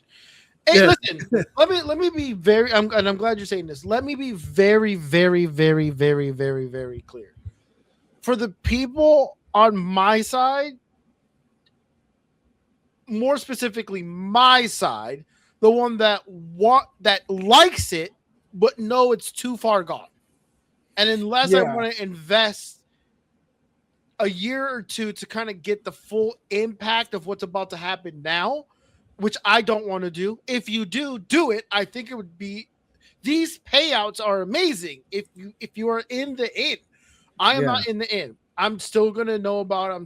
I might even watch it. I kind of want to watch the Spider-Man one because that's probably one of the few ones that me and my wife watched together during like COVID. I think it was around that time. I remember even asking you to help me find some of them. We were on like this Spider-Man binge and we were just watching Spider-Man. So that one I wouldn't even mind watching and stuff myself. But as far as like that creating this payout for me for this. So if you're on my side, it is what it is. If you're on your side, my advice to you guys, which I'm sure you don't need my advice, is fuck me. Like, you guys have been on this journey since you were like 5, 6, 7. You guys are invested. You read the comics when you were a loser to do so. You knew the lore. You committed. You understand? Like, you guys put this as your payout. So fucking, like, I know you guys want the more the merrier because it's hype and you want everyone there. Dude, leave them behind and fucking take this in because this has been, dude, what was it like maybe 6, 7, 8, 10 years ago? They didn't even know, half the world didn't even know what the fuck Thor was. Now look how many more people know about it, and you guys have been there the whole time get to actually take you guys watch the fucking boring ass what ifs. Like, you guys sat and watched that shit. You know what I mean? Like, this is your payout, dude. So, fucking, God, I'm done. You be a fucking nerd about this shit now. Hall H, go. This is your shit, dude. Fuck us. Well, it does take us full circle to actually what went down at Hall H. So, Hall H, last year for Hall H, Marvel passed on going into Hall H because they didn't feel everything was in the right spot. They didn't really feel like everything, they didn't feel comfortable with announcing certain things, so they just let it go and somebody else took the spot. But it was infamously about 2 years ago when they were in the last Hall H and they rocked the world with the Robert Downey Jr. announcement that he was going to be Dr. Doom in the new Avengers Doomsday movie. Let's address that for just a quick second. If anybody tells you that this version of Doom is X, this version of Doom is from this, they don't know that. No one knows that right now, right? No one knows that. There are people who filmed this movie. They were on set that aren't fully aware of what's being pieced together. That's one of the things that I love about the Russos and their approach to Avenger films. There's so many cast members that need their screen time. They're not always all together. It's usually, I guess that makes sense because I would imagine they record this in separate studios sometimes. Not only that, but he has the actors running lines from bogus scripts. So what happens is that they'll read through a scene or they'll read through things, and it'd be the script's kind of all over the place, and like then they piece it later. Their part is legit, but like if they read the script, there's things happening that's not. So right, not really. So they don't know 100%. Can you imagine being happening in this film? Being like Hawkeye in the movie and excited to go see the movie because you don't know what the fuck. I don't know what I recorded. I know what I did, but I don't know what's going on in the story. Yeah. So what happens is that when you do an Avenger film, you're filming your scenes. You're not necessarily on set for the others. So you don't really know how this is being pieced together. And if you need something to connect to another scene, the best that probably happens is that they just explain it to you. So it's just like, okay, Thor is experiencing this right now, and now you're going to do this, and then we'll tie it together, blah, blah, stuff like that. So when they said Robert Downey was going to be Doom, first and foremost, again, this goes back to the nerd part. When Robert Downey first started talking with Marvel, his original idea was to be Doom. They didn't have the rights to Doom at the time. He was still a Fox property. So in still facto, he ended up being Tony Stark. The rest is history. But it's cool that he finally gets the chance to do this. We saw in the trailer that he created a Latvian accent. Latveria is not a real country, but for the most part, everyone's under the impression it is a European-style country. So he kind of came up with some sort of mix between Ukrainian and it's a blend of some other stuff. There's a joke online that he minioned it, where the minions is like a mixture of like English, French, and Spanish. So there's like hints of accents. It's weird. Robert is method. So I'm sure he sat down with a therapist like, how can I make this sound close but a little different? Whatever the fuck, right? So he came back for All H. They also announced, they showed pretty much majority of the cast. I don't think there's enough stage to put all of the stars that are in this movie on that goddamn stage. With the secret surprise of Peggy Carter, the original Peggy Carter, Haley Atwell, is returning for Doomsday. She is Peggy in this film. We don't know what that means because remember the last time we saw Cap, he was returning the stones and decided to stay back in the 1940s to be with Peggy. The rumor for that is that's why we're in this mess. That's my understanding of it.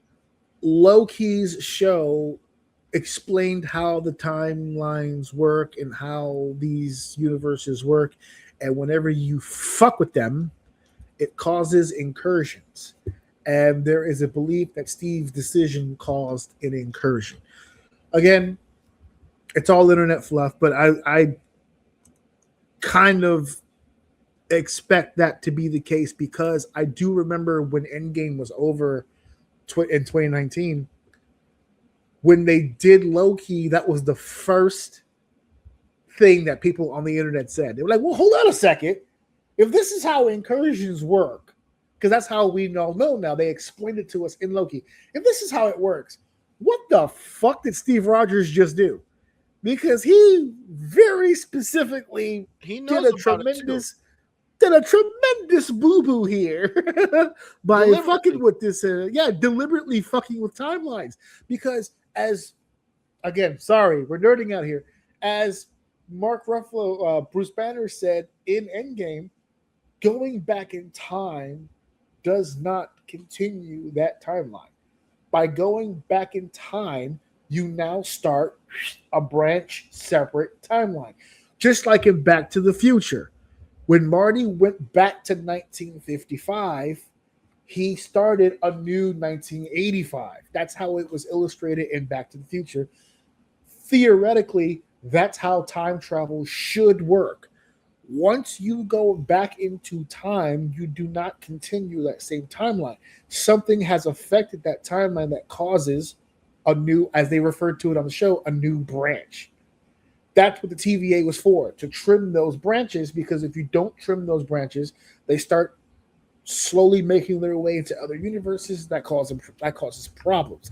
It causes what's called an incursion, where the two worlds now are connected by that branch. They slam into each other, you can lose both worlds. The only way to save your world is to ensure the destruction of the other.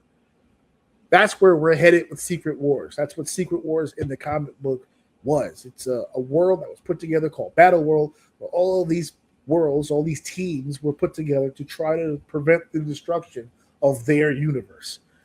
So Steve made a boo-boo. And somewhere along the line, this shit has to be dealt with. And it looks like we're going to be dealing with it in fucking Doomsday. But they showed the cast here at Hall H. They showed us Haley Atwell. That was really cool. Ryan Gosling has manifested something that is really, really cool. So for those of you who, I can't play the clip because it belongs to Marvel, but essentially many moons ago, many years ago, Ryan Gosling in an interview was asked if he had any interest in being in the MCU. Now, it's not necessarily a Ryan-centric question. Around what time? This was when... Which movie was out? This was... Iron Man 1? Iron Man 2? A little later. Like the third phase, before Endgame. So okay. This was when it was... Back when the idea of the... So at the beginning of the Marvel Universe idea, like we're in it at this point. Because actually, we were coming... I don't think Iron Man toward 1, the end of the Infinity stuff. So yeah, when Iron Man 1 hit, MCU wasn't. We didn't have an MCU when Iron Man dropped. That became a term much later. Right. So this is what I was trying to say. Yep. As we were building towards Endgame, every actor and actress in Hollywood, because Marvel at this point was so hot, everybody was getting asked, "Hey man, would you be interested in doing this or do it?" Keanu Reeves, Denzel Washington, everybody was getting asked, "Hey, if you would be interested in doing da da da." I'm like, oh, they always used to play it coy. Oh, I enjoy their films. It's cool. They don't want to like jinx it. They don't want to say anything disrespectful. They just they don't want to see say what happens. No, but they never say never. Yeah. Ryan Gosling did not do that. Put his chips. He went all in many, many moons ago before it was even a discussion. He goes, if given the chance, I would love to play Ghost Rider. I want to be Johnny Blaze. And they just like, oh my God, that'd be really cool. But they didn't have access to Ghost Rider. So pipe dream, right? Mm-hmm. And then somewhere around when they bought the Fox properties, the same interviewer that asked Ryan if he would love to be in the MCU interviewed Kevin Feige. And said, hey, I don't know if you've heard, but I did a sit-down interview with Ryan Gosling, and I happened to mention the MCU to him, and he said he would love to play Ghost Rider. And now that you have the Fox properties, you have Ghost Rider. And Kevin was like, he said that? They're like, yeah, he really said that. He's like, oh, well, he's a phenomenal actor. They played it coy. They played it cool. Of course. Later he got him in there, though. He got him in there. That same interviewer went back to Ryan, another chance. It said, you might have a shot because Ghost Rider is now under the umbrella. He goes, I don't want to look. I already said what I said. I'm willing to talk. Somebody hit me up. Somebody call me. So anyway, that was like a running internet joke. And so we get to the Ghost Rider reveal. And Kevin Feige is doing his thing on stage. He's talking. He takes a question, and the guy who's giving the question is the interviewer from before. And he said, look, I know that you guys have a lot of stuff on your plate, but I know how these things go. And you usually do some sort of a big build up, and then the lights turn off. And when the lights turn back on, it's some really huge surprise on stage. So I just wanted to know if that's something that we're going to see here tonight. And Kevin goes, well, look, listen, just because the lights turn off doesn't mean something huge is going to happen. And then the lights turn off. And when the lights turn back on, it's Ghost Rider in the background and Ryan Gosling standing on stage. And the place goes crazy. And he gets on the microphone. He's like, I have been trying to play this character for forever. And I'm so happy and so glad that we're here. And Kevin Feige said, well, we also do you one better. Ryan Gosling is apparently a huge fan of the character. And Kevin Feige said that he knew about Ryan's comments in the interview, and he had responded through the same interviewer. And at one point he goes, why are we talking through interviewers? Let's just call him. So he just called Ryan, and they had this big talk about interest, and that's where they left it. It was just some interest. And Ryan got hyper obsessed. And he went home and he got a few of his writer buddies together, and they put together a layout of how this movie could look. What is the ideas? What are we doing with the character? How would a Ghost Rider movie fit in this universe? How could they just sat down and just made a pitch? So this Kevin Feige's like thinking about Ryan as a potential actor in the movie. Ryan's like, no, we need to make a world for this. He's on some Deadpool shit. Yeah, he was like, you got not that he's saying you don't know how to make the thing, but to Ryan Reynolds' defense, they've tried to do Deadpool multiple times and have completely fucked him up. Yeah. So Ryan's like, no, he was like, no. This is how you do Deadpool. And I do not like that, man. I will say his Deadpool is pretty fucking good. It's really fucking good. It's one of the only things I was seething on an airplane watching Deadpool and Wolverine, so upset that this movie was as good as it fucking was. Like, it was pissing me off that I was actually getting respect for Ryan Reynolds. It was, and now I have to go back and finish watch the other movies. But I say that not to say that there was a Ghost Rider movie, wasn't there? Wasn't it like Nicolas Cage or something like that? It was Nicolas Cage, who did a tremendous job as Ghost Rider. However, the storytelling was off. I mean, listen, Nick Cage is a very serious character actor. He gets you either love him or you don't. I fucking love him. And I love him. I think he takes his roles extremely seriously. And I think if you take that Ghost Rider on an island of just the way he portrayed Ghost Rider, I personally think it was a really, really good job. That character, however, that he procured was in a written world that just really wasn't really there. Sure. Right? Like the story itself, the plot, everything that he had done.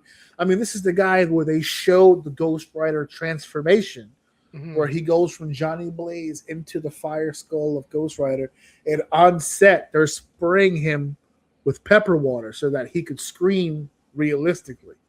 Right? They're actually pepper spraying him so that the screams and the pain and everything that he's feeling is authentic pain on camera.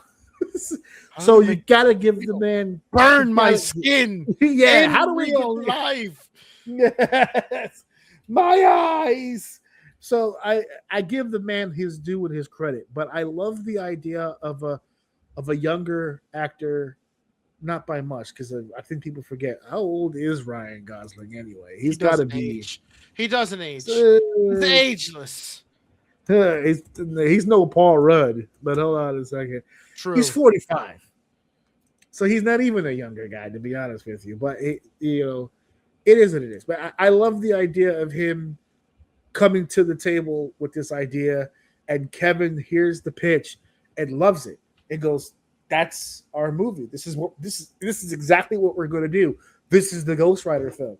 So I think personally, it's like everyone involved in this movie is super excited in doing it, and they have a clear idea of what they want to do. So now I'm excited because I'm like, yes. Whatever it was that he wants to do, let's try it. Let's just try it. They believe, you believe. If they believe, you believe. Gotta sell it, baby. You gotta sell it. So another thing that was released here on Hall H, and everything else after this is just it's small potatoes, as Yelena would say. We have a new Black Panther. In the Black Panther Wakanda Forever film, they got put into a really bad position because that script and everything was written out. Everything was laid out perfectly. We know what we're going to do. And then, unfortunately, we had the passing of Chadwick Boseman, so we had no Black Panther. And so they had to think on the fly. They had to make some moves. They went with the comic accurate reasoning of making Shuri the Black Panther character. But I think even when they made that decision, they understood it was a temporary situation. And so they made there was a lot of backlash on that Black Panther film because they were saying, well, we know that he passed, but I mean, Black Panther is not dead. So, like, can we recast? And there was a lot of back and forth at the time. Well, in spirit of Chad, well, Chad would want the project to continue. There was a lot going on there. So we got both. We got a chance to celebrate Chadwick's passing in the film. We got Shuri in as Black Panther, and then the movie ended with the reveal that T'Challa had a son who I think at the time that we see him at the end is like 7 or 8 years old already. And he said that his name is Toussaint. And he was like, oh, Toussaint, oh, beautiful name. He goes, I hear you can keep a secret. He's like, I can keep a secret. Toussaint is my Haitian name. And then she asked him what his name was in Wakandan. And he said that his name was T'Challa, son of T'Challa. So they gave us a new T'Challa without replacing Chadwick. So it was kind of that meeting in the middle. We have a new generation of T'Challa. So he's going to be a younger Black Panther. Yes. That's Which cool. What is this a comic book character, or is this someone that they just created for this? The character of T'Challa's son, that I'm unsure. I'd have to look that part up. I have this as a question, though, because the gentleman in question who has the role now is a full-grown adult. And he looks young. He looks even young. Even still, babyface. The T'Challa that we met, the little boy, was very young. And he's 32 years old, relatively on the younger scale, no doubt about it. And you could probably scale him down, obviously, a little younger than that. But he was very, very young when we saw him. I mean, time has passed, sure. But we got introduced to that character 4 years ago. That would make him either a preteen or an early teen. It wouldn't make him a 20-something-year-old kid. So either time is passing a lot faster in the MCU than we think, or this is a variant. So we don't know exactly how that's going to play out. It will be curious to see. But it also would be cool to see a new Black Panther on screen. I have been told that he is a phenomenal actor. He's done some pretty cool stuff recently. Unless it's something that really pops out at me, I kind of don't want to see his work. I kind of just want to see if I can immerse myself in him. You don't want to see. You don't want to see his work. His work. Okay. Yes. I misheard that. I kind of want to take in the aspect of the Black Panther thing. You're already here now. You might as well just let him expose himself to you as this. Yes, exactly. Right. Yeah. Mm-hmm. I mean, if I happen to catch the movie he's in or whatever, I'm not going to walk away. No. I don't want to see. No, I'm going to watch the movie, but I'm not going to like the movie. There was one movie I was interested in seeing, and he's a big part of it. What is that called? The Long Walk or something like that? That movie about those people that are just walking. And if they stop walking, they die or some shit like that. I was like, what is it? Yeah, The Long Walk. There it is. Yeah, he's like a co-star of that film. It's like, yeah, they just walk, brother. And it's a competitive walking contest. And if you stop, you die. And the last person to live gets this big prize. They get some sort of. It's like supposed to be like some like fucking Hunger Games shit. Not Hunger Games. What am I thinking of? Squid Games. Squid Games, something like that. I don't know why I always get those two fucking something like that. He's apparently doing some big stuff, but I wanted to see how he does with this project. I want to see how all this goes, how he mixes with the cast, all that other stuff. Some smaller stuff to mention here. Avengers Endgame is going back into the movie theaters with 7 minutes of new footage that will connect it to Doomsday. I've spent 2019, 7 years holding this over my son's head. I've seen every MCU film in the theater except Endgame. And I couldn't go see it because my son was very young at the time. He wasn't feeling well around that time. I didn't have the chance to go see it. So now it's going back into the theaters. And I have told that son of a bitch he will be in this house by himself if that's what it takes for me to go see this bitch because I'm going to the theaters to see this. So I'm going. is it an actual re-release, or are they telling new stories in the movie? It's a re-release. I would entitle it under a re-release. Practically the whole movie as it was is being released. If anything, they added something to the end of it that will connect it, because Doomsday is supposed to be taking place very close to when Endgame happened, the snap, when they finally took out Thanos and all this other stuff. It's going to connect in some way. I'm not even going to go down the rabbit hole that are the theories about how Tony Stark and Doom will connect, especially being as though they're being played by the same actor. There's a lot of crazy and wild theories out there. I'm not going to bore anybody out there with that shit. But I will say there is one that makes me laugh, because I accidentally went viral. Thousands and thousands and thousands. My phone, I've never seen such energy blasted on my phone. I had to turn the notifications off. It was fucking me up. But there was a post that I saw of a YouTuber who was displaying a theory that our Tony Stark wasn't really Tony Stark. It was a variant of Doom all along. Because the story of the variants and the multiverse is that we all have counterparts and da-da-da-da. He who remains was the one who ended the multiversal war, and he is one of the Kangs. Kangs historically have a fear of Doom.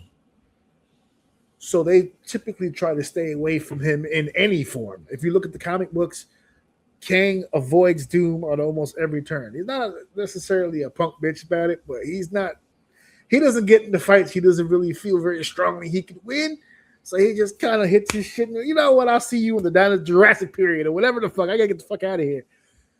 So the ideology being is that Doom, Victor Von Doom, has suffered so much loss, and it made him such an asshole, essentially, that he who remains wanted to create a variant of him that isn't so angry, that isn't so hurt, that isn't so damaged, just to see what that variant would look like.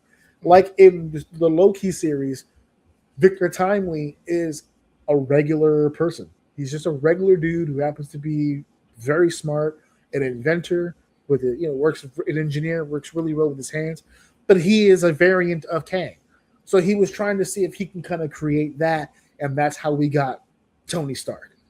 That's a theory that he has. And in the comments, people were like, well, that would make sense because of this. And people were like, nah, that wouldn't really make sense because blah, blah.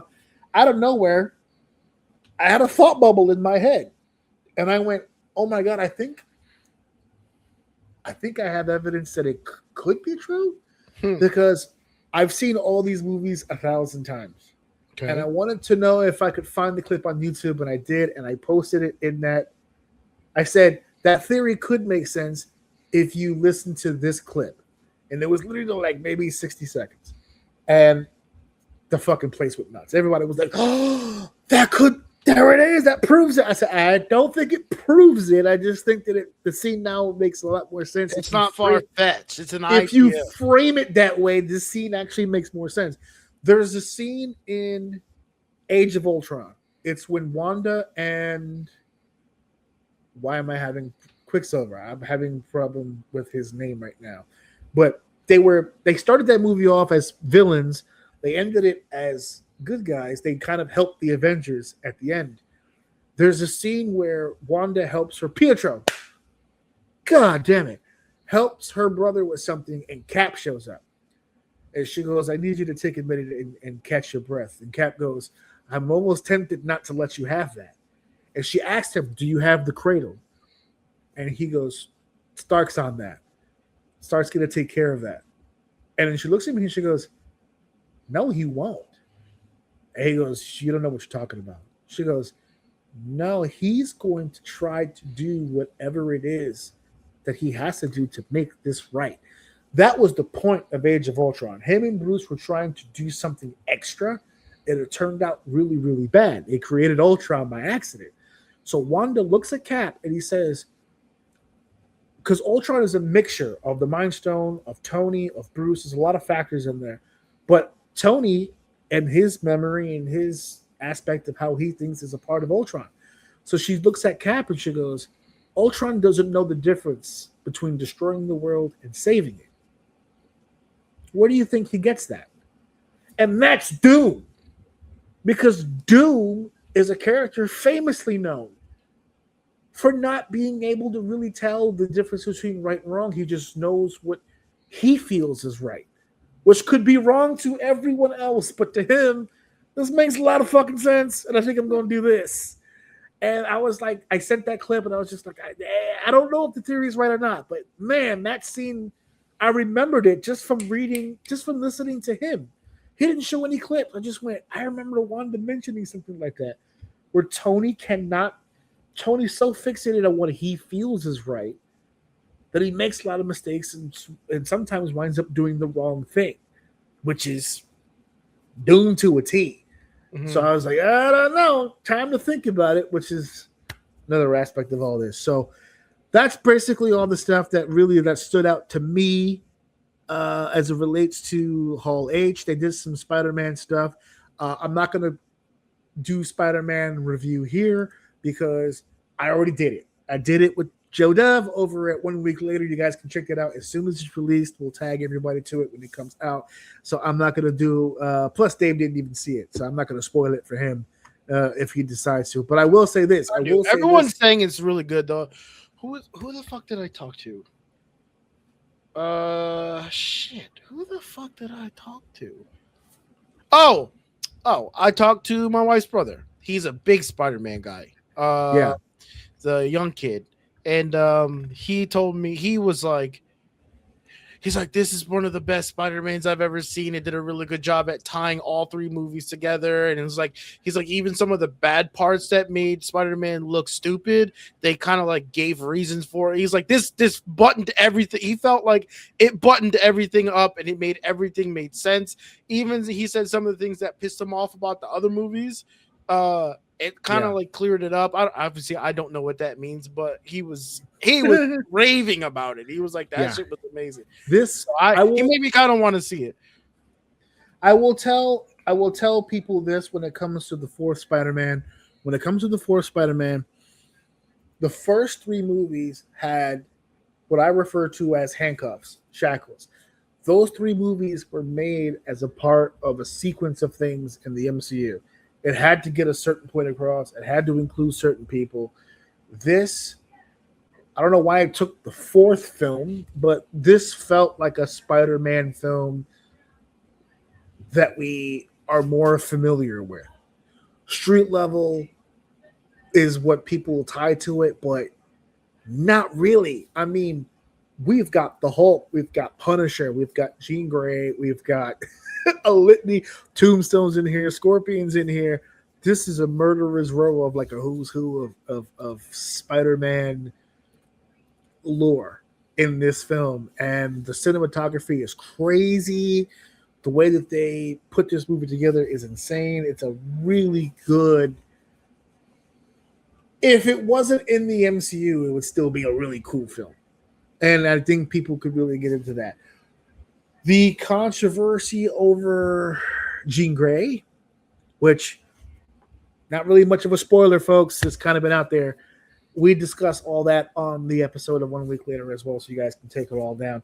I take the absolute piss out of the bitches complaining about this film and the VMAX reveal. Suck it. Because they're all fools. All right? We broke it down. This movie made close to $1 billion in its first week. A bunch. Spider-Man 4. Jesus Spider-Man 4 is on pace to hit Endgame numbers, and it's a Spider-Man film, not an Avenger film. So like, this movie is huge right now, and we all these people went to go see that movie, and everybody saw that movie differently. The amount of negativity and the amount of, well, what about this? did you watch the movie? Did you watch the movie? That's my response to Eric. Did you watch the movie? And I mean, not on your phone, not digging into your popcorn box, not talking to the person next to you. Are you listening to the fucking dialogue? Because they're explaining it to you. Every time I have a response to a criticism, I'm not bringing up ideology. I'm repeating the verbatim to you what they're saying.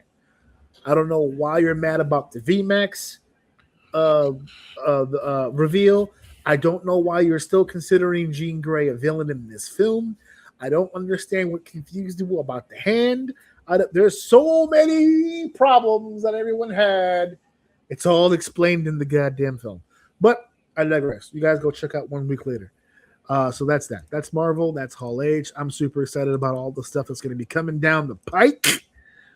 I know I'm excited for it. We've got one stop left to make. It's going to get very gross in here. So let's get that going right now. It is now time for the main event of the evening. This is back. This is back. Now, we haven't talked about this in a while. And the reason we haven't talked about it in a while is because, to be honest with you, we were just kind of waiting for more information to come out about it. I feel like, I feel like this thing was a big deal for a while, and then it just kind of went away for a while. And we heard bits and pieces. They're trying to get the court case moved to a different district. There's paperwork that has to be filed. It was a lot of logistical shit. The biggest update, or the biggest what the fuck's happening, is when Brock Lesnar came back at SummerSlam last year, 2025. And people were like, wait a second, how was he back? I thought he was in the paperwork and he's part of the indictment and all this other stuff. We went over it then. Again, when Lesnar came back, I was like, he's mentioned in the indictment, but he's not being sued for anything. And there was a whole discourse that we had. So now what we have here is, while this is technically an update because we haven't talked about it in a while, we've reached the end of the road. This is how this story ends. There will be no grand performance. There will be no. You think it's over? It's 100% over. Oh, right okay. Now. The only thing that needs to be discussed now is who leaves with what. That's essentially what arbitration is. There is a selected individual that comes in, listens to both sides. Here's how this is going to go. You're going to give her this. She's going to give you this. His or her, whoever the arbitrator is, their decision is final. It is legally binding and cannot be disputed in court. This individual is going to make the decision of what's going to happen from here. So we're just finishing at this point. We're distributing. We're distributing. Well, now it's just the yelling and the screaming is over. Now we're going to see who goes home with what they're going to go home with. But the end result is going to be this. Both are going home. And I think that's where we start as far as problems from people on the outside looking in. As you and I predicted, I didn't get a chance to clip it out, and I just thought it would be tasteless to do that anyway. We said on this show, we read the case. We pulled up the Janelle Grant case. Didn't look good. We read it on the air. It did not paint Vince McMahon or John Laurinaitis or even Brock Lesnar or all the other individuals involved with the case in a very pleasing light. It looked like we were describing the actions of a full-blown sociopath and monster. And we said when we read it, we're reading it for factual sake. We in no way are supporting this fuck. If it were up to us, he'd be knee-deep in fucking jail cell concrete. But we also said he ain't going anywhere. Because this motherfucker has always had a habit of finding his way out of these situations every single time. And we didn't see anything that was in that litigation that was a smoking gun. Something enough that would be like, we've got him. The text messages, the phone calls that she had that they couldn't corroborate because now we know he destroyed the evidence. He got rid of it. They fucked that phone up. There was nowhere to trace it back. Everything that, as far as like situations that took place inside WWE headquarters, any third party, any witness, any video, anything that is liable that would just slam dunk close the case on this guy, they really didn't have. Is that to say that this didn't happen? No. Is he an asshole and a monster? Absolutely. You don't need litigation to come to that conclusion, but you do need evidence to close out litigation. So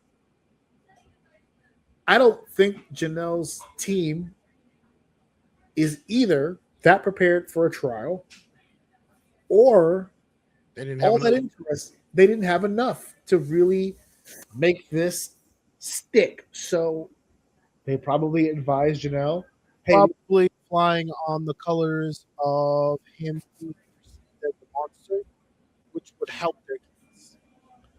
To be yeah, honest with you, I distinctively remember us reading some of that stuff, and I'm like, I'm not gonna hold you. This kind of make her look worse than like you're not putting forth the greatest evidence to really close the deal on this. So well, one of the standout points that we thought really hurt her was the explanation of her contention with him owing her money.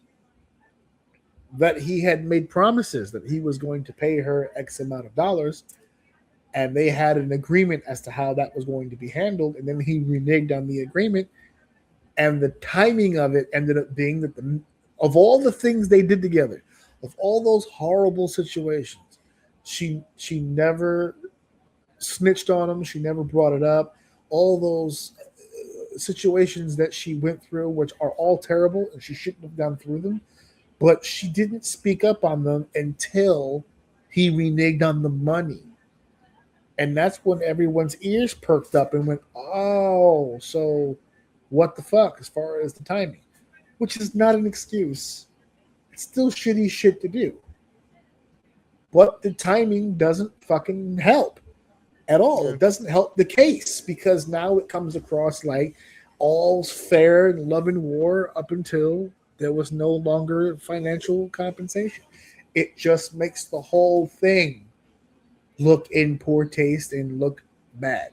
And she was in a lot of trouble as far as the case goes, not any legality. But he is going to go to court. They're going to have the arbitration. And it's not going to be one sit down. There's absolutely no way. This part will also take time. There's going to be a list of demands from both sides. There's going to be some deal breakers. They have to negotiate. That's what's going to happen. What they're willing to give, what they need to get back. That's kind of how that works. And then once the arbitrator makes their final call and decision, that's it. I can guarantee you the deal breaker for McMahon's side is going to be jail time. He's not going to jail. Let's go ahead and get rid of that fantasy right now. What's going to end up happening is he's going to have to open up the checkbook and he's going to have to pay his way out. That's what's going to end up happening. He may even lose some assets. You know, that was a couple cars, maybe that nice little fancy apartment that they met in back in there was that. I think it was in New York. I can't remember exactly which apartment that they met in. We read that a while ago, but he's going to have to give up some shit. And if it was me, and the option was a couple cars or go to jail, you can have the cars. I'll have 7 more by next week. Don't you worry. I'll give her what I owed her. It was like, well, it was like $2 million or some shit like that. Well, she might want suffering and pain and suffering on top of that. You know, I'll give you 2.1.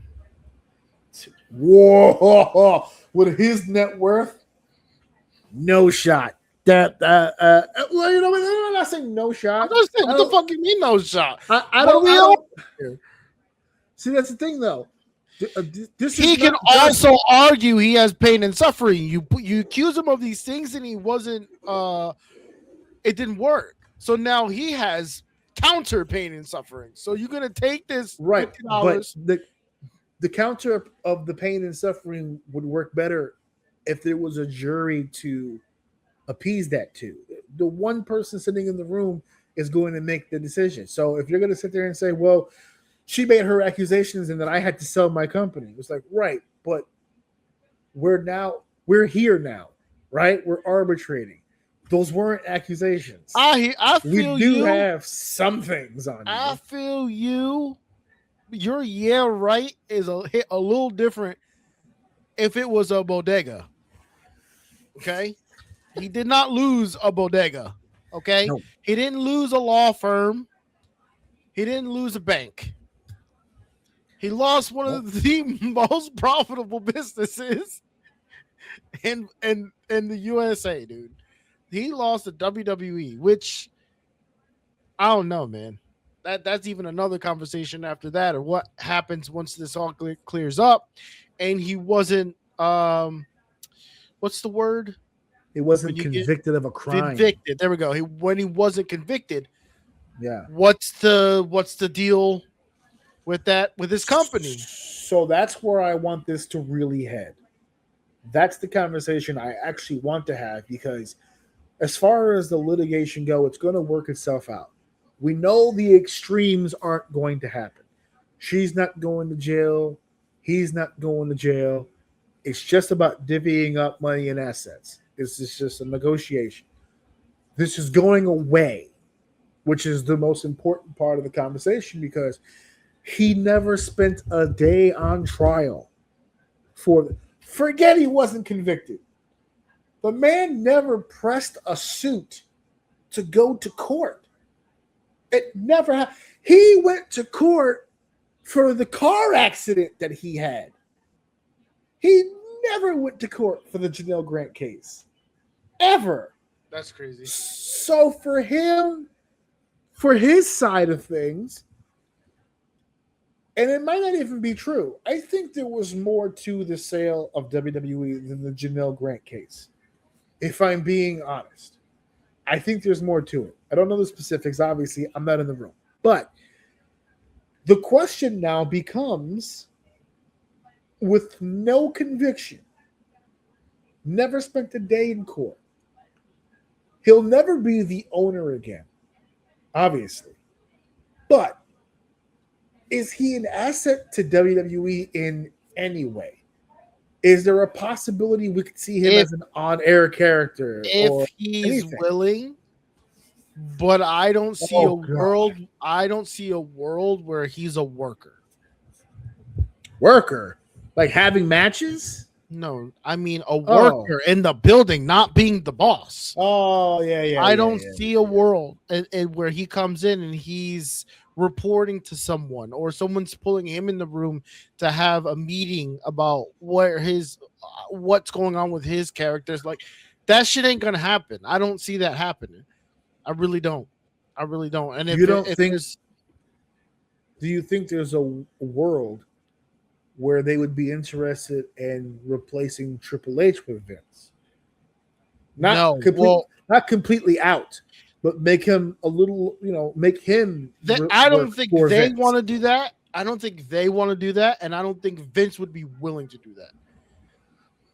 If he's not the boss making the calls, he's not going to go back. I don't think he's going back.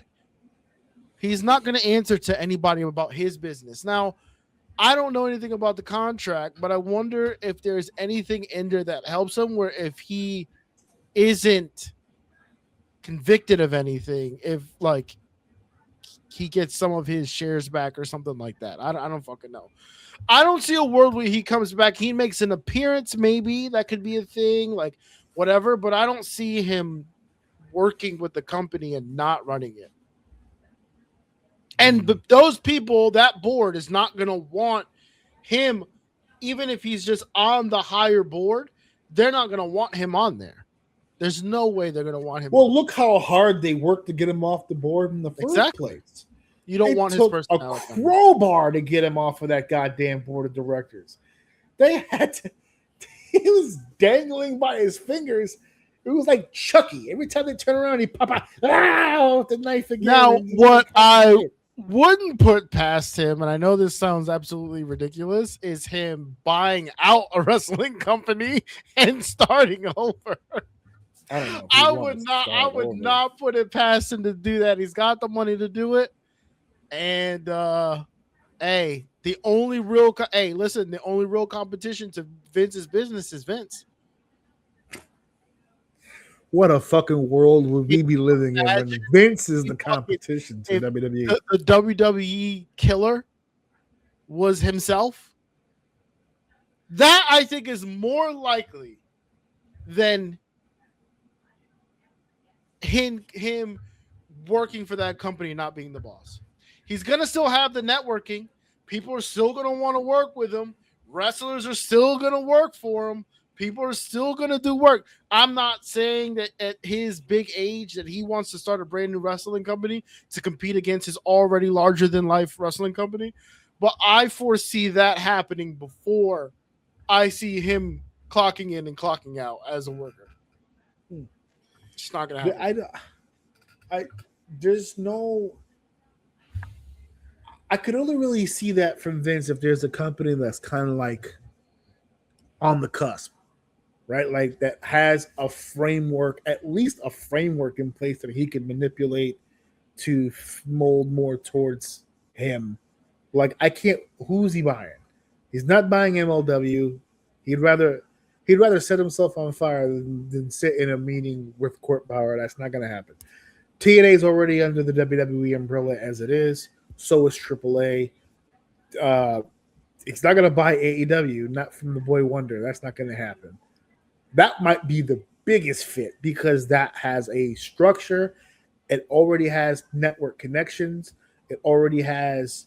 He doesn't need your network connection. He has his own. I'm saying there's already something in place. My idea is it doesn't matter if what he could literally just pick one because he's gonna strip it anyway. It doesn't matter, right? Like pick whatever one you want and then just restructure it. That's it. That's what that I see that happening before him coming back. Very far-fetched though. Like I can't see a company out there that he would, because I know what you're saying, that it doesn't really matter because he's just going to do what he wants to do. But I think it kind of does, because there has to, the one thing that Vince always had in his back pocket when he was using WWE as like a promotional machine was the lore, was the history. When Vince McMahon became the owner, Vince McMahon Jr., when he became the owner of WWF, he didn't just buy a company. He inherited a legacy. There was something there that he could manipulate and play with that was part of the promotional package and the future of what would eventually become WWE. If you think back even to us as kids, when we grew up in the Attitude Era or watched 80s golden era wrestling, all of the packages, all of the promotional material, it always was a throwback. He always threw back to the old stuff, right? The San Martinos, the Larry Zbyszkos, the all those cards from back in the day, the Bob Backlunds, the Pedro Moraleses, the Rockas, the Perezes, the Valiants, the Grams. There it is, the Grams from back in the day. He fed off of that. He didn't start WWE off the ground and build that. He built it off of something. For him to be 80 years old and just buy an indie fed and just go, I'm gonna fight the promotional machine that is WWE with this random, like, I'm not saying it's weird. Happen. I'm saying I feel it's more likely to happen than him go to work at his old company. I just don't see it happen. Well, here's why I disagree. He'll make an appearance maybe, and that roof will blow the fuck up. Oh, he's gonna get a But monster pop if he shows up. See a full-time situation if he's not in charge. It's hard for me to see it. I can see him getting back into the entertainment business. I don't necessarily know if it's going to be in wrestling. That's It fair could too. be. It could be wrestling light, where it's like kind of is not wrestling though, like with a ring in the traditional sense. We already heard rumors about him being involved with production companies and things like that. Because that was another thing that he used to always try to get off the ground. WWE Productions, where they had like their own tailor-made movies and stuff. That's how we got like The Marine and 12 Rounds and all these big major motion pictures and all that stuff. So it's not like it's uncommon ground for him. Whatever you do, Vince, leave football alone. We tried that twice. Not good. Let's leave that alone. Well, doesn't The Rock own it now? Who the hell knows? I don't even know. I think he's.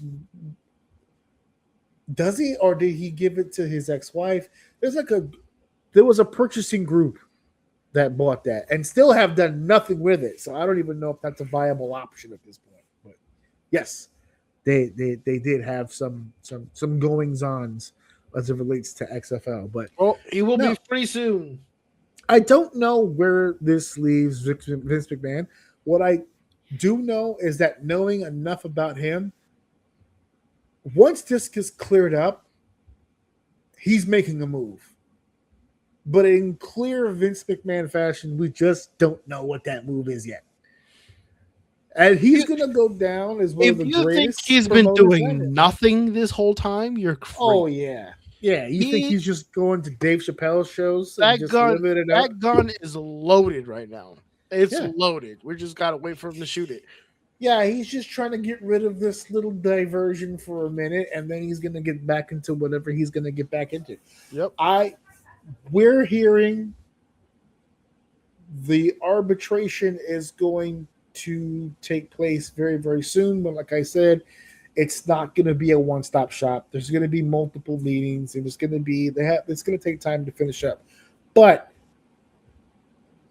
the final question I'll ask is, based on all of the negativity that TKO has faced with their involvement in WWE and the creative side of things, as well as the contractual side of things, and I'll let the internet chime in as well with this one. Please comment this one in the comments, because I'm genuinely curious. It would bringing Vince McMahon back for just an appearance, no time, no official role, no nothing, just a chance to say goodbye, just a chance to just come in and just get that monster pop, and then off into the sunset. Is that hurtful or helpful to current WWE, to TKO? I think is the major question. Is that a bad PR move from TKO to let Vince McMahon come back, if even for a night, despite no conviction? We all, in the court of public opinion, he's been found guilty 3 times, 30 times over, and that's 100% fair. I'm a part of that group. I don't think, personally, as much as I grew up with Vince, if I never see him on TV again, I'm cool with it. But is it good for them to do that? I think a lot of the non-wrestling fans, people who don't watch wrestling, would have something to say about it. Oh yeah, of course. I think the press around that, but the thing about that is that comes and goes, right? Like you're gonna hear a tweet about it here and there, or a couple of blogs going on about how TKO went back. There'll be a blog, stuff like that. But for the most part, that shit'll fade. The noise that actually lasts, like the actual WWE universe and stuff like that, no, I don't think so. I don't think it hurts. If anything, especially not being convicted of anything, I think it actually helps. I mean, we've already seen a few times of them just flashing his face on the Titantron, and that building fucking explodes. So, you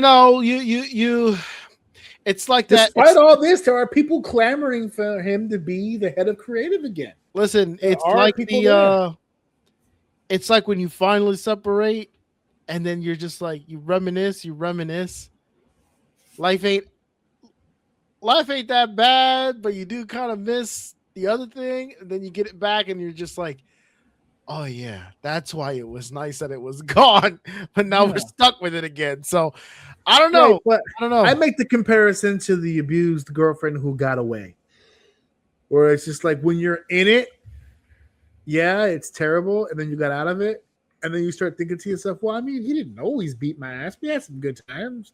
Yeah, We had some good times. Yeah, it's like, yeah, you missed the spark.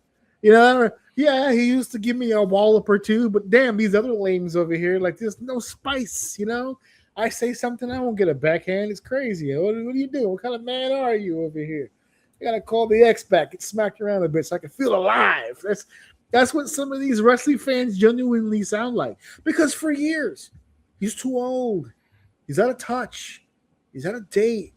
We need someone fresh. We need someone new. Triple H, put Triple H in there. He's doing great with NXT.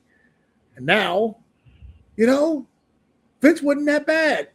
You know, I don't know. I wouldn't go that far. I think they're doing. I wouldn't either, but it's there, man. I know. It's there. I know. They told us very, very, very, very, very clearly at WrestleMania 40 what the direction was, and they have stayed true to that, and they have For good or for bad. They have turned it into a business, a billboard, advertisements up the wazoo. They are making this extremely marketable, and they're making a ton of money on all the advertisements and the commercials, and we get way more talking than we do wrestling now. They're selling the storylines. They're basically selling the big show constantly through words rather than sometimes now through wrestling.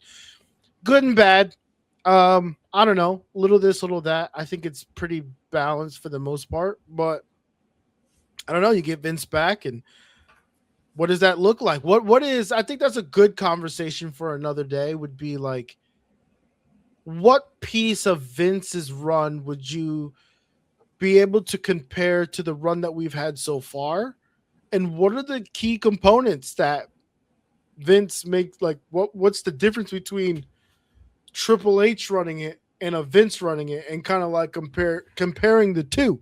Is it are we just reminiscing on some of the good times? Because remember, we got a lot way decades of Vince than we do this era. We haven't even hit, what are we coming up to, close to like 5-6 years now of this era? No, WrestleMania 40 was the start of the prolific era, and the next WrestleMania is 43. 43. Okay, so it's only really been been years. So like, yeah, we haven't even let this cook. So what 3-year era span, 3 to 5 of Vince, and we can even look for negatives if you want, compared to this, and what do we see would be the difference between the two running it? Because I know the main thing is like advertisements and commercials and shit, but like the story, no, as far as the actual storytelling, I get what you're saying. Yeah. For the story, though, for me as a casual, I mean, it's on par a little bit here and there. Like, it just kind of, I would need to see a comparison, but I can't really recall. I mean, I'm sure you could recall some big differences, but I'd have to put some thought on it. But it's actually a really good point.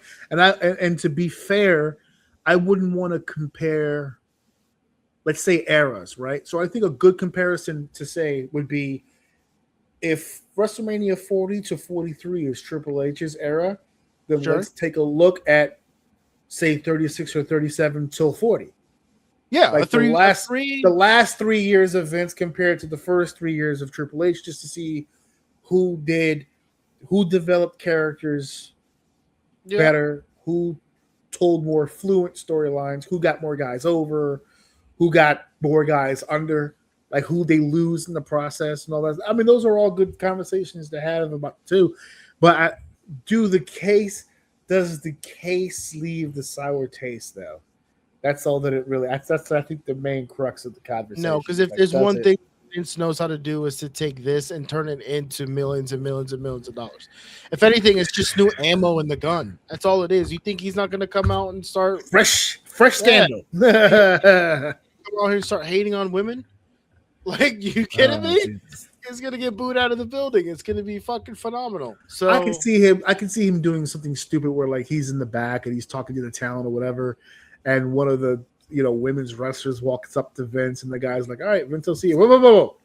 Do me a favor, just hang out. I don't really want to be in the room by myself for her. Just stay right here." Nah, that's not. Nah. If anything, he'll close the door with just him and her behind it.